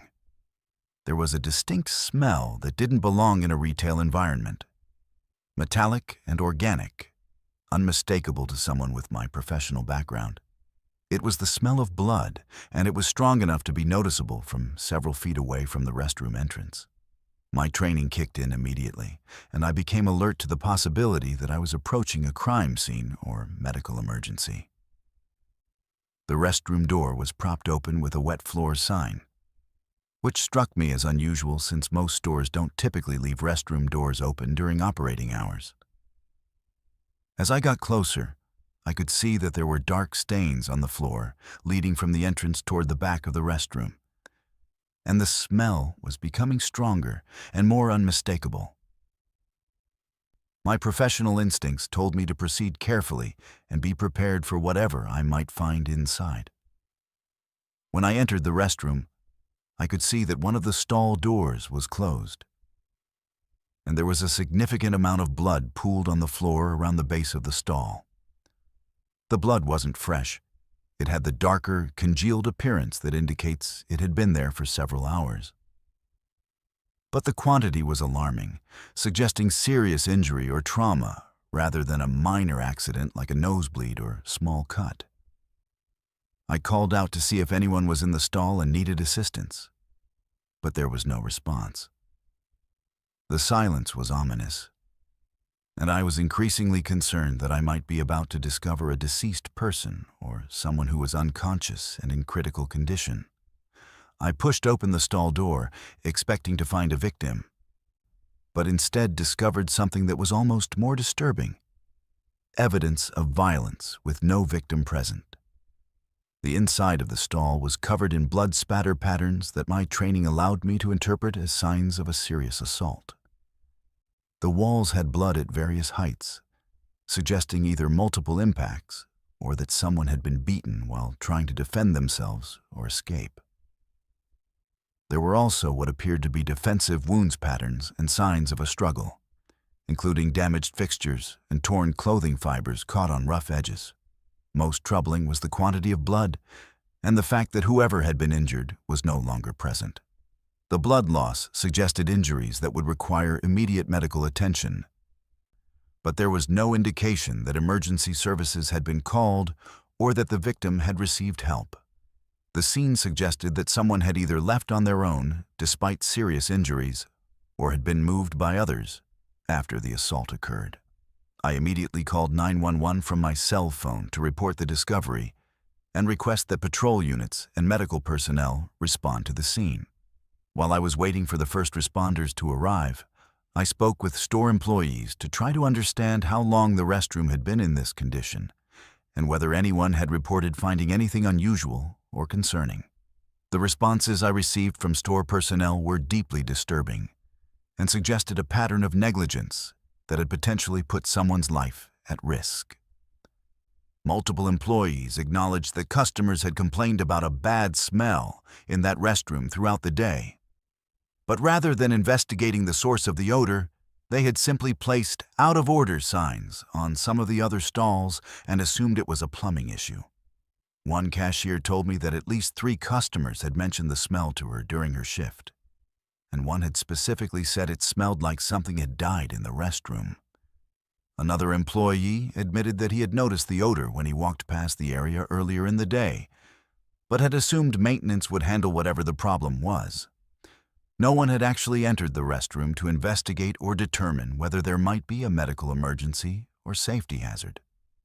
When the responding officers and paramedics arrived, they confirmed my assessment that the scene showed evidence of a serious assault that had occurred several hours earlier.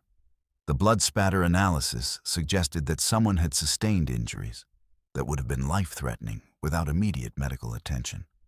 The fact that no victim was found at the scene raised questions about whether the injured person had managed to seek help elsewhere, or whether something even more sinister had occurred. The investigation eventually revealed that the victim was a female store employee who had been attacked during her break by someone she knew, a domestic violence situation that had followed her to her workplace. The attack had occurred in the early afternoon, approximately 6 hours before I discovered the scene.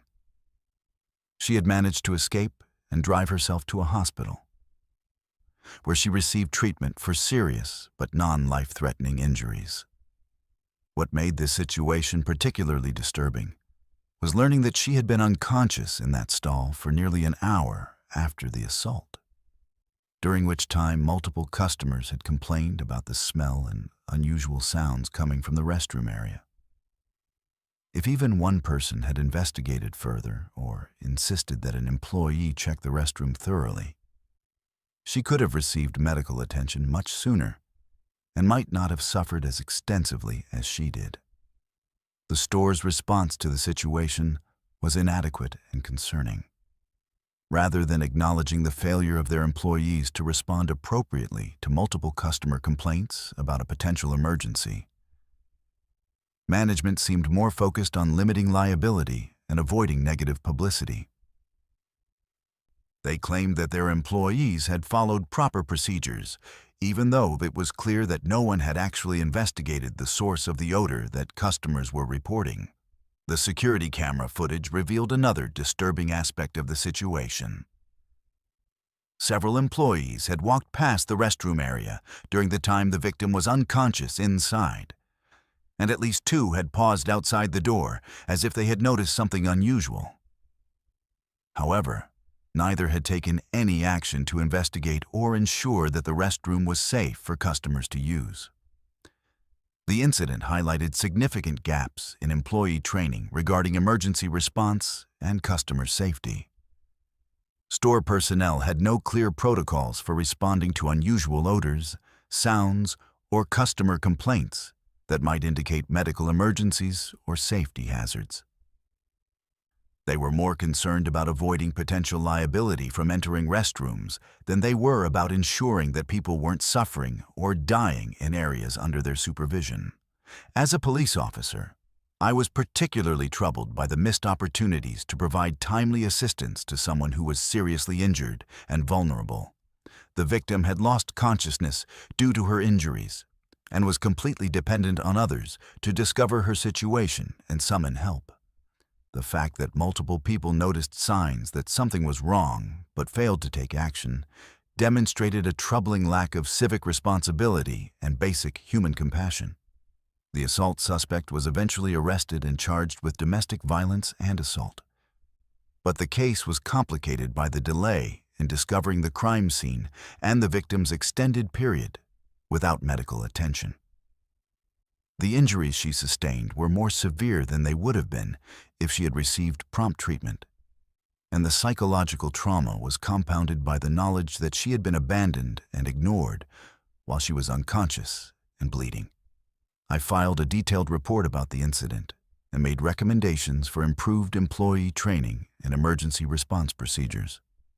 I also suggested that stores should have clear protocols for investigating unusual odors or customer complaints that might indicate safety hazards, rather than assuming that maintenance issues are always minor and non-urgent.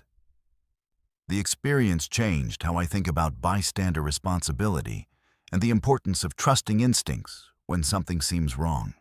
As citizens, we all have an obligation to speak up when we notice signs that someone might need help, and we shouldn't assume that someone else will handle concerning situations if we don't take action ourselves. This case also reinforced my understanding of how domestic violence can follow victims into what should be safe spaces like their workplaces, and how important it is for employers to have security measures and support systems in place to protect employees who might be targeted by abusive partners or family members. The victim eventually recovered from her physical injuries, but the psychological impact of knowing that her cries for help went unheeded while she was unconscious and bleeding in a public restroom continues to affect her sense of safety and trust in others.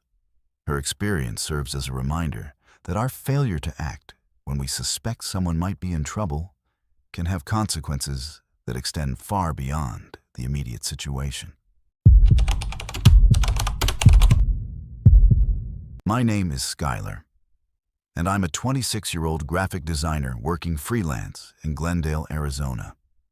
I tend to keep irregular hours because of my work schedule, often staying up late to meet client deadlines and then running errands at odd times when most people are either at work or asleep.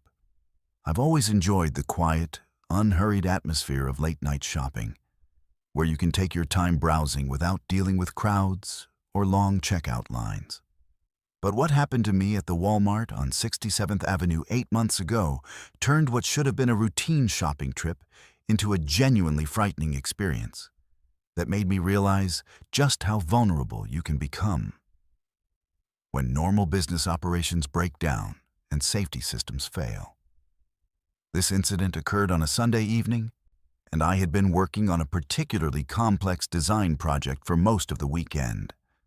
I had lost track of time, as I often do when I'm deeply focused on creative work, and suddenly realized it was nearly 10 p.m. and I hadn't eaten anything substantial all day. I also needed to pick up some art supplies and household items that I had been putting off buying for several days. The Walmart on 67th Avenue was one of the few places still open that would have everything I needed, and I figured I could get in and out quickly before they closed at 11 p.m. When I arrived at the store around 10:15 p.m., the parking lot was nearly empty except for employee vehicles and a few other late shoppers who were probably in similar situations to mine. The store felt spacious and peaceful in a way that daytime shopping never allows, and I was actually enjoying the opportunity to browse leisurely through sections I normally would have rushed through.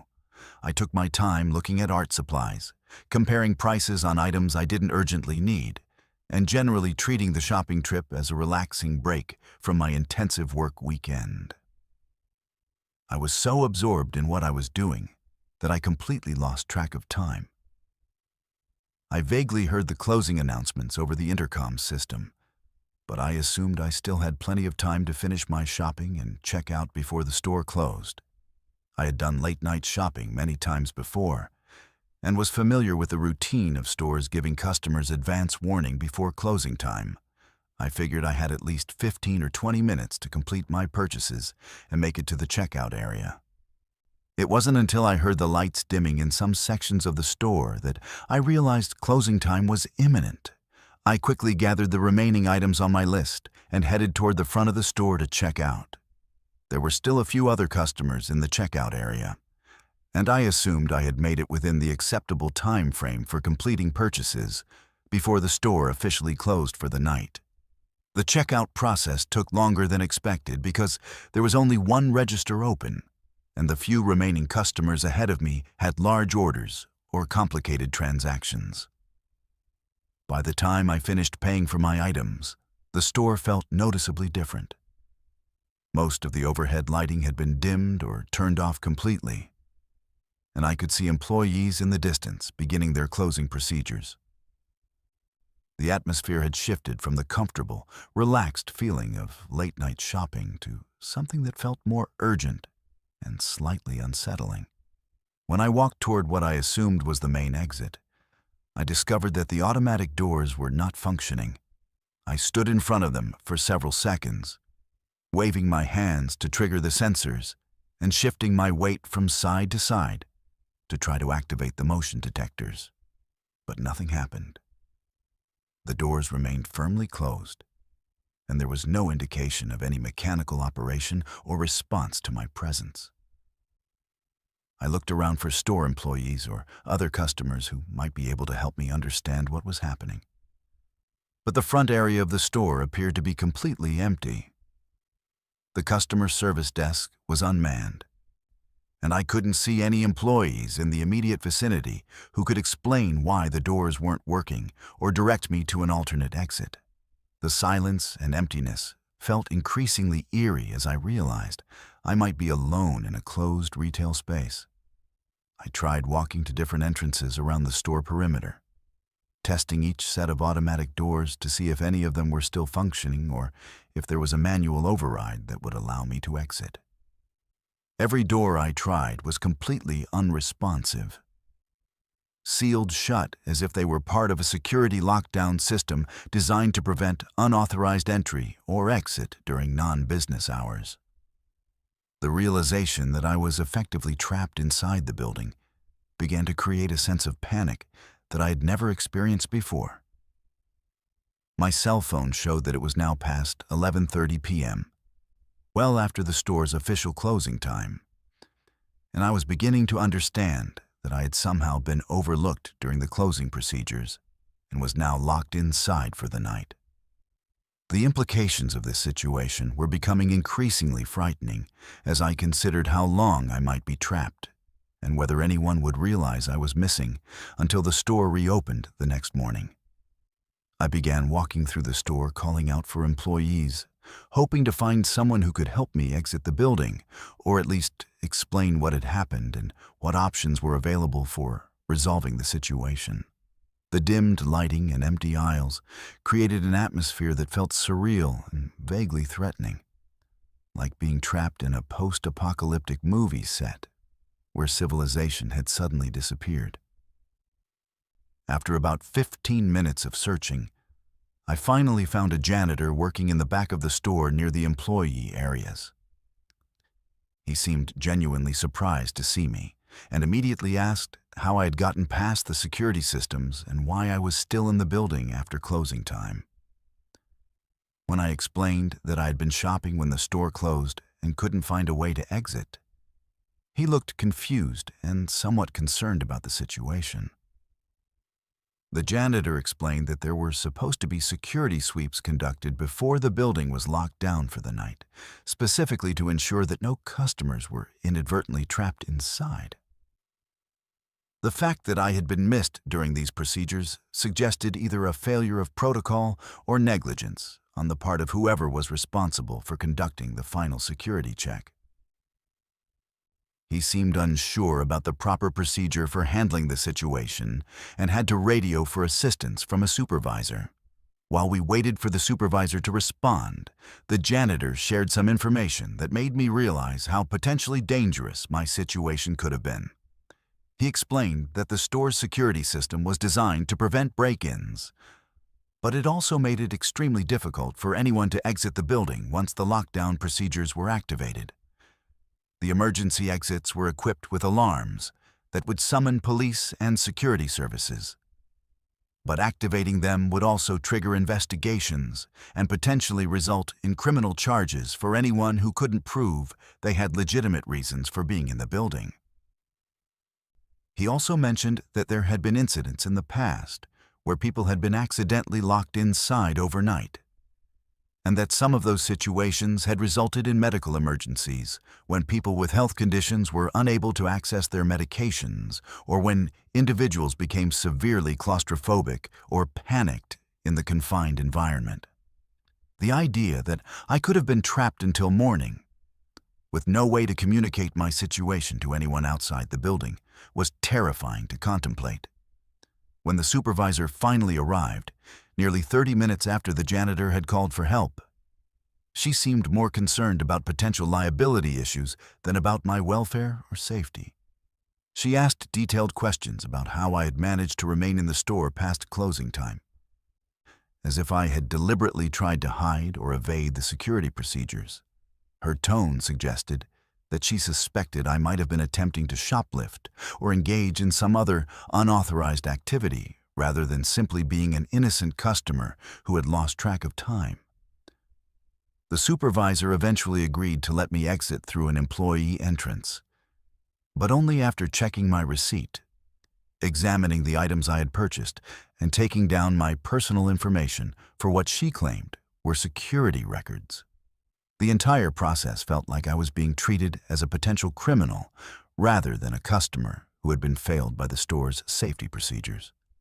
As the supervisor walked me to the employee exit, she mentioned that I was lucky the janitor had found me when he did, because the building would be completely empty overnight, except for automated security systems. She explained that if I had triggered any of the motion sensors or alarms during the night, it would have resulted in police response and potentially serious legal complications, even though I had done nothing wrong. The experience of being escorted through the dark, empty store to a back exit made me feel like I was being smuggled out of a place where I shouldn't have been, rather than simply leaving a business where I had been a legitimate customer.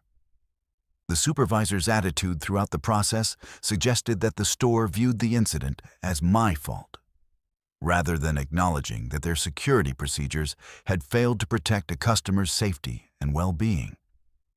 When I finally got outside, it was nearly midnight, and the parking lot was completely empty except for my car sitting alone under a single security light. The contrast between the bustling, well-lit environment I had entered a few hours earlier and the dark, abandoned scene I was leaving was stark and unsettling.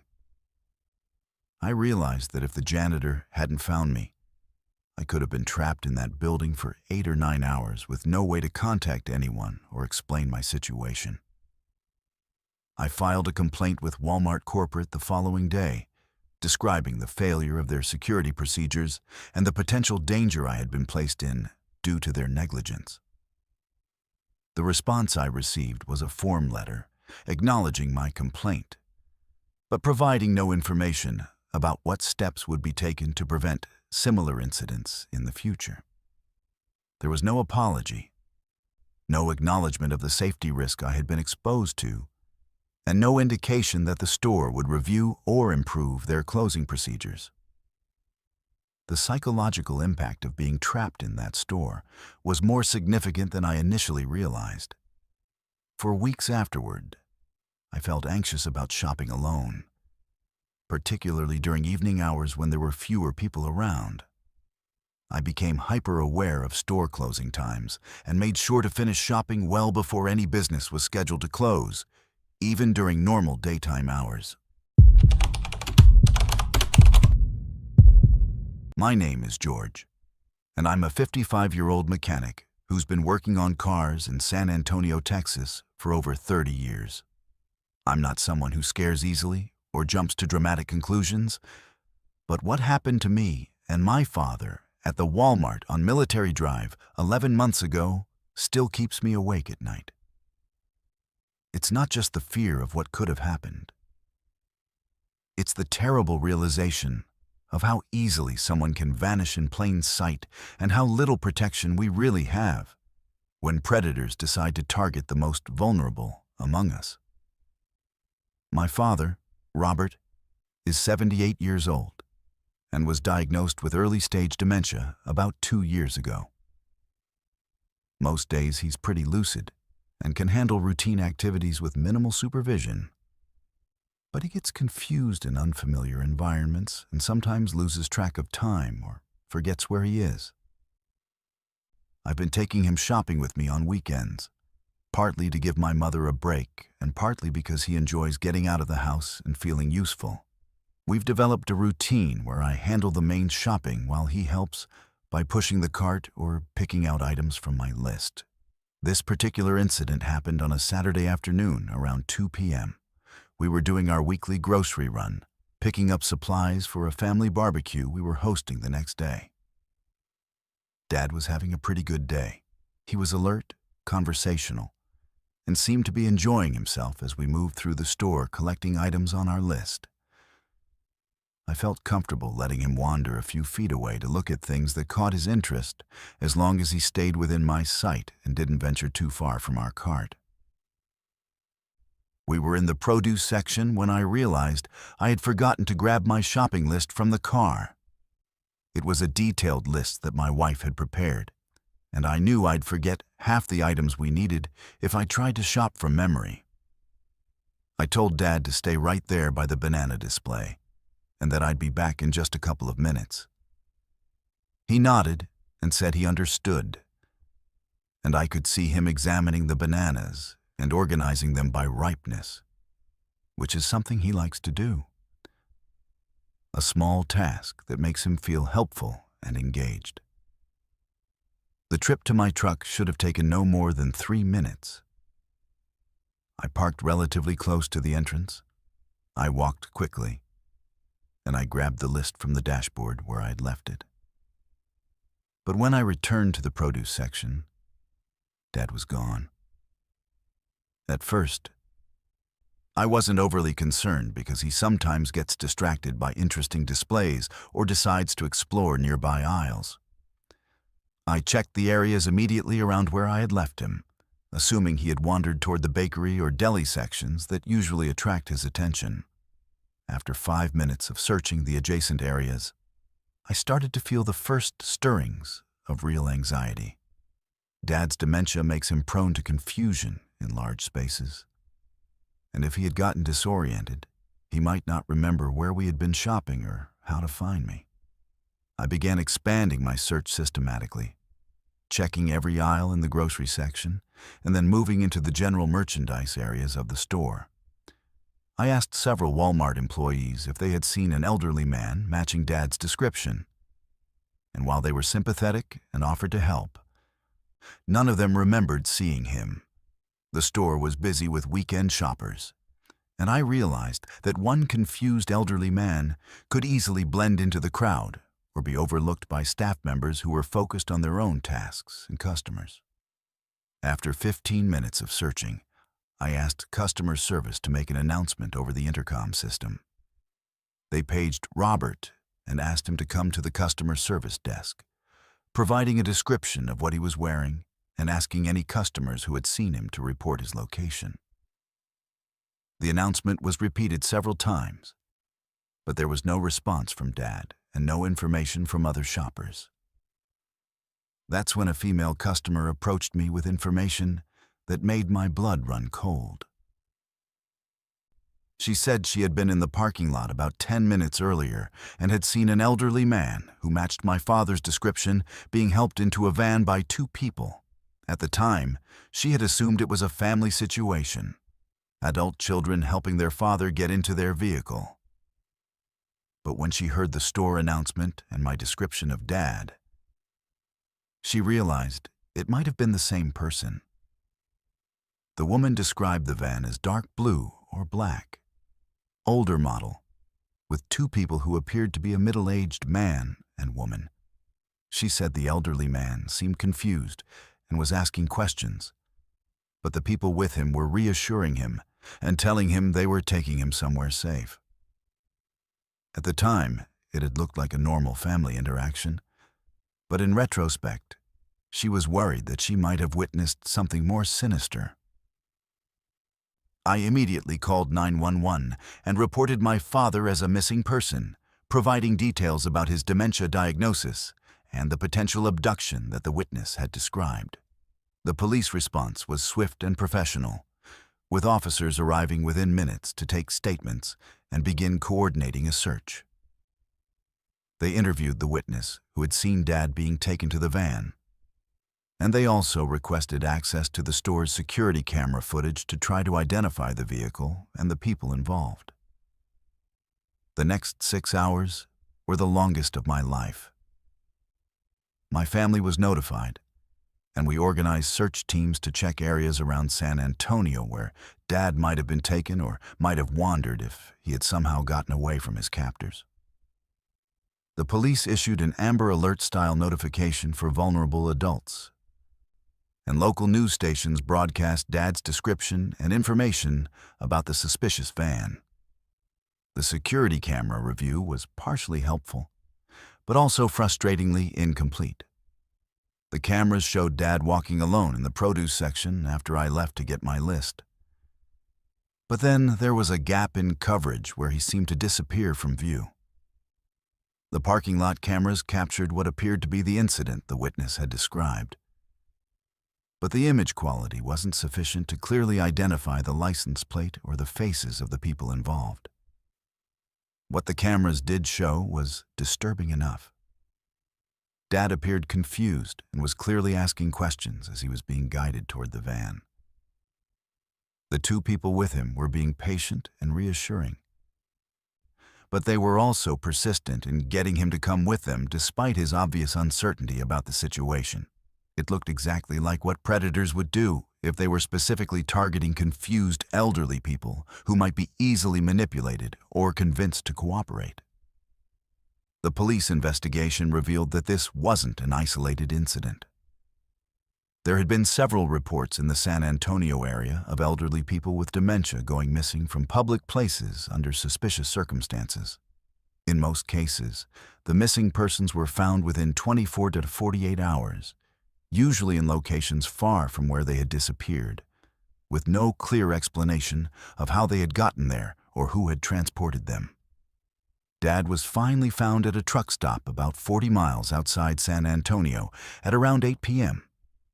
He was confused, scared, and couldn't provide a coherent account of what had happened to him or how he had gotten there. The people who had him claimed they were Good Samaritans who had found him wandering in a parking lot and were trying to help him. But their story didn't make sense given the witness account and the security footage. The couple insisted they had been trying to help Dad find his family and had been driving around looking for a police station when someone at the truck stop recognized him from the news broadcasts. They claimed they had tried to get information from Dad about his family, but his confusion had made it impossible to determine where he lived or who to contact. Their explanation sounded plausible on the surface, but there were inconsistencies that made me deeply suspicious of their true motives. The most disturbing aspect of their story was the timeline. The truck stop where Dad was found was at least an hour's drive from the Walmart where he had disappeared, but he had been missing for more than 6 hours. If they had really been trying to help him find his family or return him to safety, why hadn't they taken him to a police station, hospital, or fire station during those intervening hours? Why drive him so far from where they had allegedly found him? The police investigation was hampered by Dad's inability to remember clearly what had happened, and by the lack of conclusive evidence that the couple had intended to harm him. They were questioned extensively, but without proof of criminal intent or evidence that Dad had been harmed, it was difficult to bring charges against them. The legal system seemed inadequately equipped to handle situations where vulnerable adults might be targeted by people who understand exactly how to exploit their confusion and helplessness. What haunts me most about this experience is the realization that predators are actively looking for people like my father, individuals with cognitive impairments who can be easily manipulated and who might not be able to provide accurate accounts of what happens to them. The couple who had Dad knew exactly how to present themselves as helpful strangers, and if that witness hadn't seen them taking him to their van, we might never have known what had really happened. The incident has fundamentally changed how I think about my father's safety and independence. I no longer feel comfortable taking him to public places where he might be separated from me. Saku, even briefly. The casual attitude I once had about letting him wander a few feet away while shopping has been replaced by constant vigilance and anxiety about potential threats from people who specifically target vulnerable, elderly individuals. I've also become much more aware of how easily someone can disappear in a crowded public space, and how little protection our systems provide for people who can't protect themselves. The fact that Dad could vanish from a busy store in broad daylight with security cameras and multiple employees present demonstrated just how vulnerable people with dementia really are when they're outside their familiar environments.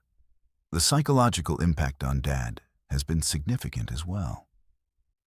Even though he can't remember all the details of what happened, he retained enough of the experience to become fearful about going out in public.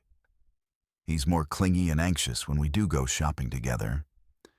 And he's lost some of the independence and confidence that had made these outings enjoyable for both of us.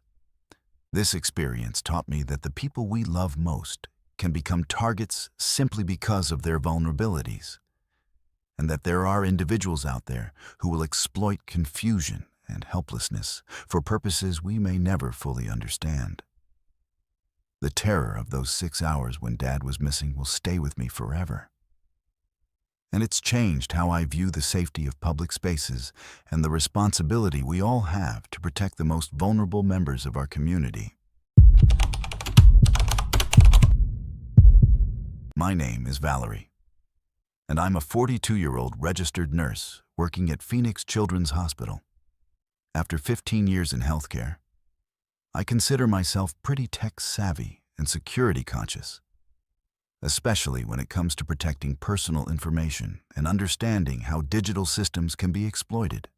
But what I discovered at the Walmart on 35th Avenue 9 months ago exposed a level of digital surveillance and data theft that was so sophisticated and invasive that it fundamentally changed how I think about privacy in retail environments and the vulnerability we all face when we carry connected devices into public spaces.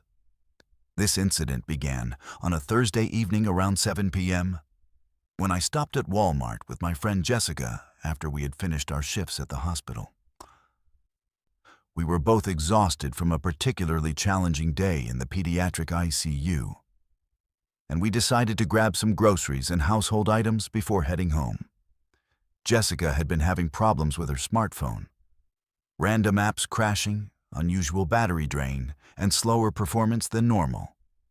So, I was helping her troubleshoot the issues while we shopped. As we moved through the store, I was periodically checking Jessica's phone to see if I could identify what was causing her technical problems. I've always been the person my friends and family turn to for tech support, and I enjoy the puzzle-solving aspect of diagnosing electronic issues. What I discovered during this casual troubleshooting session was far more sinister than a simple software glitch or hardware malfunction. The first red flag appeared when I checked Jessica's location services to see which apps were tracking her movements. Her phone showed that she had been checked in at this particular Walmart location for over 3 hours, even though we had only been in the store for about 20 minutes. This was impossible unless her phone had been connecting to location services from this store while she was at work, which didn't make sense given that the hospital was several miles away, and she hadn't been near this Walmart at any point during her shift.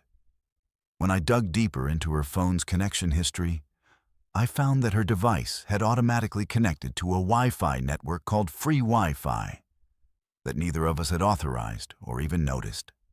This network wasn't listed among the store's official customer Wi-Fi options, and it didn't require the typical login process that most retail establishments use for their guest internet access.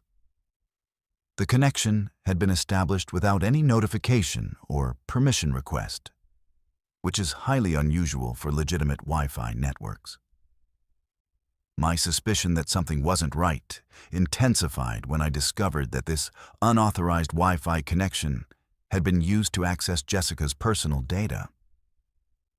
Her phone's activity log showed that while connected to this free Wi-Fi network, there had been data transfers involving her photo gallery, contact list, text message history, and even her email accounts. The timestamps indicated that this data access had occurred during our current shopping trip, meaning that someone was actively mining information from her device while we were in the store. I immediately checked my own phone and discovered that the same thing was happening to my device. I had also been automatically connected to the free Wi-Fi network without my knowledge or consent, and there was evidence of unauthorized access to my personal information. The sophistication of this data harvesting operation was alarming. It wasn't just grabbing basic information like contact details, but was accessing private communications, financial apps, and even stored passwords that could be used for identity theft. As someone who works in healthcare, I'm particularly sensitive to privacy violations because of the strict regulations we follow regarding patient confidentiality and data security. I understand the legal and ethical implications of unauthorized access to personal information. And I recognized that what was happening to our phones was potentially criminal activity that could affect hundreds or thousands of other customers who might not have the technical knowledge to detect what was occurring. I decided to document what we had discovered and immediately reported the situation to store management. I explained that there appeared to be an unauthorized Wi-Fi network operating in their store that was stealing personal data from customers' devices without their knowledge or consent. I provided specific technical details about the network configuration and the types of data that were being accessed, hoping that this information would prompt immediate action to investigate and shut down the operation. The initial response from store management was dismissive and concerning.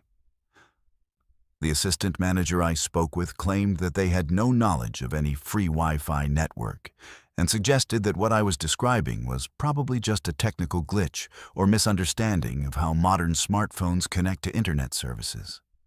When I insisted that this was deliberate data theft and showed him the evidence on our phones, he seemed more interested in avoiding liability than addressing the security breach. When I mentioned that I was considering contacting local news media and law enforcement about the privacy violations, the manager's attitude changed dramatically. Suddenly, he was very interested in resolving the situation quietly and asked what it would take to satisfy my concerns without involving outside authorities. This response was extremely telling, suggesting that store management was aware of the unauthorized data collection and was more concerned about preventing negative publicity than protecting their customers' privacy and security. I refused to be bought off or intimidated into silence about what amounted to systematic theft of personal information from unsuspecting customers. I told the manager that I intended to file reports with appropriate authorities regardless of any offers or promises from the store, and that other customers had the right to know that their personal data was being compromised when they shopped at this location. Over the following days, I conducted my own investigation into the scope of this privacy violation. I posted warnings on my social media accounts, describing what had happened and advising people to check their phones for unauthorized Wi-Fi connections and suspicious data activity after visiting this particular Walmart location. The response was overwhelming and disturbing. Dozens of people replied that they had experienced similar issues after shopping at the same store. Many of the people who contacted me reported problems that they hadn't initially connected to their Walmart visits. Unexplained charges on credit cards that had been used at the store, spam emails and text messages that started after shopping trips, and even cases of identity theft where personal information had been used to open unauthorized accounts or make fraudulent purchases. The pattern was clear and consistent, indicating that this wasn't an isolated technical problem, but a systematic operation designed to harvest and exploit customer data. I filed formal complaints with the Federal Trade Commission, the Arizona Attorney General's Office, and local law enforcement. I provided detailed technical documentation of the data theft, along with contact information for other affected customers who were willing to serve as witnesses or provide additional evidence. I also reached out to cybersecurity experts and consumer protection organizations to ensure that the appropriate authorities were aware of the sophistication and scope of the operation. The investigation that followed revealed that the free Wi-Fi network was indeed unauthorized and was being operated by individuals who had installed equipment designed to intercept and steal data from customers' mobile devices. The setup was highly sophisticated, using technology that could automatically connect to smartphones and access personal information without triggering the security warnings that most people rely on to protect their privacy. What was most disturbing about this discovery was learning that the data theft operation had been running for months, potentially affecting thousands of customers who had no idea their personal information had been compromised. The stolen data was being used for various criminal purposes, including identity theft, credit card fraud, and the creation of detailed profiles that could be sold to other criminal organizations or used for targeted scams and harassment. The store's response to the investigation was inadequate and focused primarily on damage control rather than customer protection or accountability. While they cooperated with law enforcement to remove the unauthorized equipment, they made no effort to notify affected customers about the privacy breach or provide assistance to people who had suffered financial losses as a result of the data theft. Several individuals involved in the operation were eventually arrested and charged with various cybercrime offenses. But the legal process was lengthy, and many victims never recovered the money they lost to identity theft and fraud. The case highlighted significant gaps in consumer protection laws and the difficulty of prosecuting sophisticated cybercrimes that target large numbers of victims over extended periods. The psychological impact of discovering that my personal information had been stolen in such a systematic and invasive way was significant. I felt violated and vulnerable in a way that was different from traditional crimes like burglary or theft. The idea that criminals could access my private communications, financial information, and personal photos simply by being in the same building as me was terrifying and made me reconsider how I use technology in public spaces. I now take extensive precautions to protect my digital privacy when shopping or visiting any public location. I turn off automatic Wi-Fi connections, use VPN services to encrypt my internet traffic, and regularly monitor my accounts for signs of unauthorized access or suspicious activity. These precautions are time-consuming and shouldn't be necessary for basic activities like grocery shopping, but they've become essential given the sophisticated nature of modern privacy threats. This experience taught me that digital privacy violations can happen anywhere, and that criminals are constantly developing new methods to exploit our dependence on connected devices. The fact that this operation was conducted in a busy retail store, targeting ordinary customers who were simply trying to shop for necessities, demonstrates that no one is immune to these threats and that we all need to be more vigilant about protecting our personal information. The most troubling aspect of this entire situation was the realization that most people would never have discovered what was happening to their devices and personal data if I hadn't been troubleshooting Jessica's phone problems with my technical background. We might never have detected the unauthorized access, and the data theft could have continued indefinitely without our knowledge. If you've experienced similar technical problems with your devices after visiting retail locations, or if you've noticed unexplained charges or suspicious activity on your accounts, I encourage you to investigate further and report your findings to appropriate authorities. These crimes rely on victims not realizing what's happening to them, and the only way to stop them is through awareness and collective action. Please share this story and others like it to help protect your friends and family from similar privacy violations. Subscribe to Verified Fears for more true stories that expose the hidden dangers we all face in everyday situations. Only by bringing these threats to light can we hope to protect ourselves and our communities from those who would exploit our trust and vulnerability for their own criminal purposes.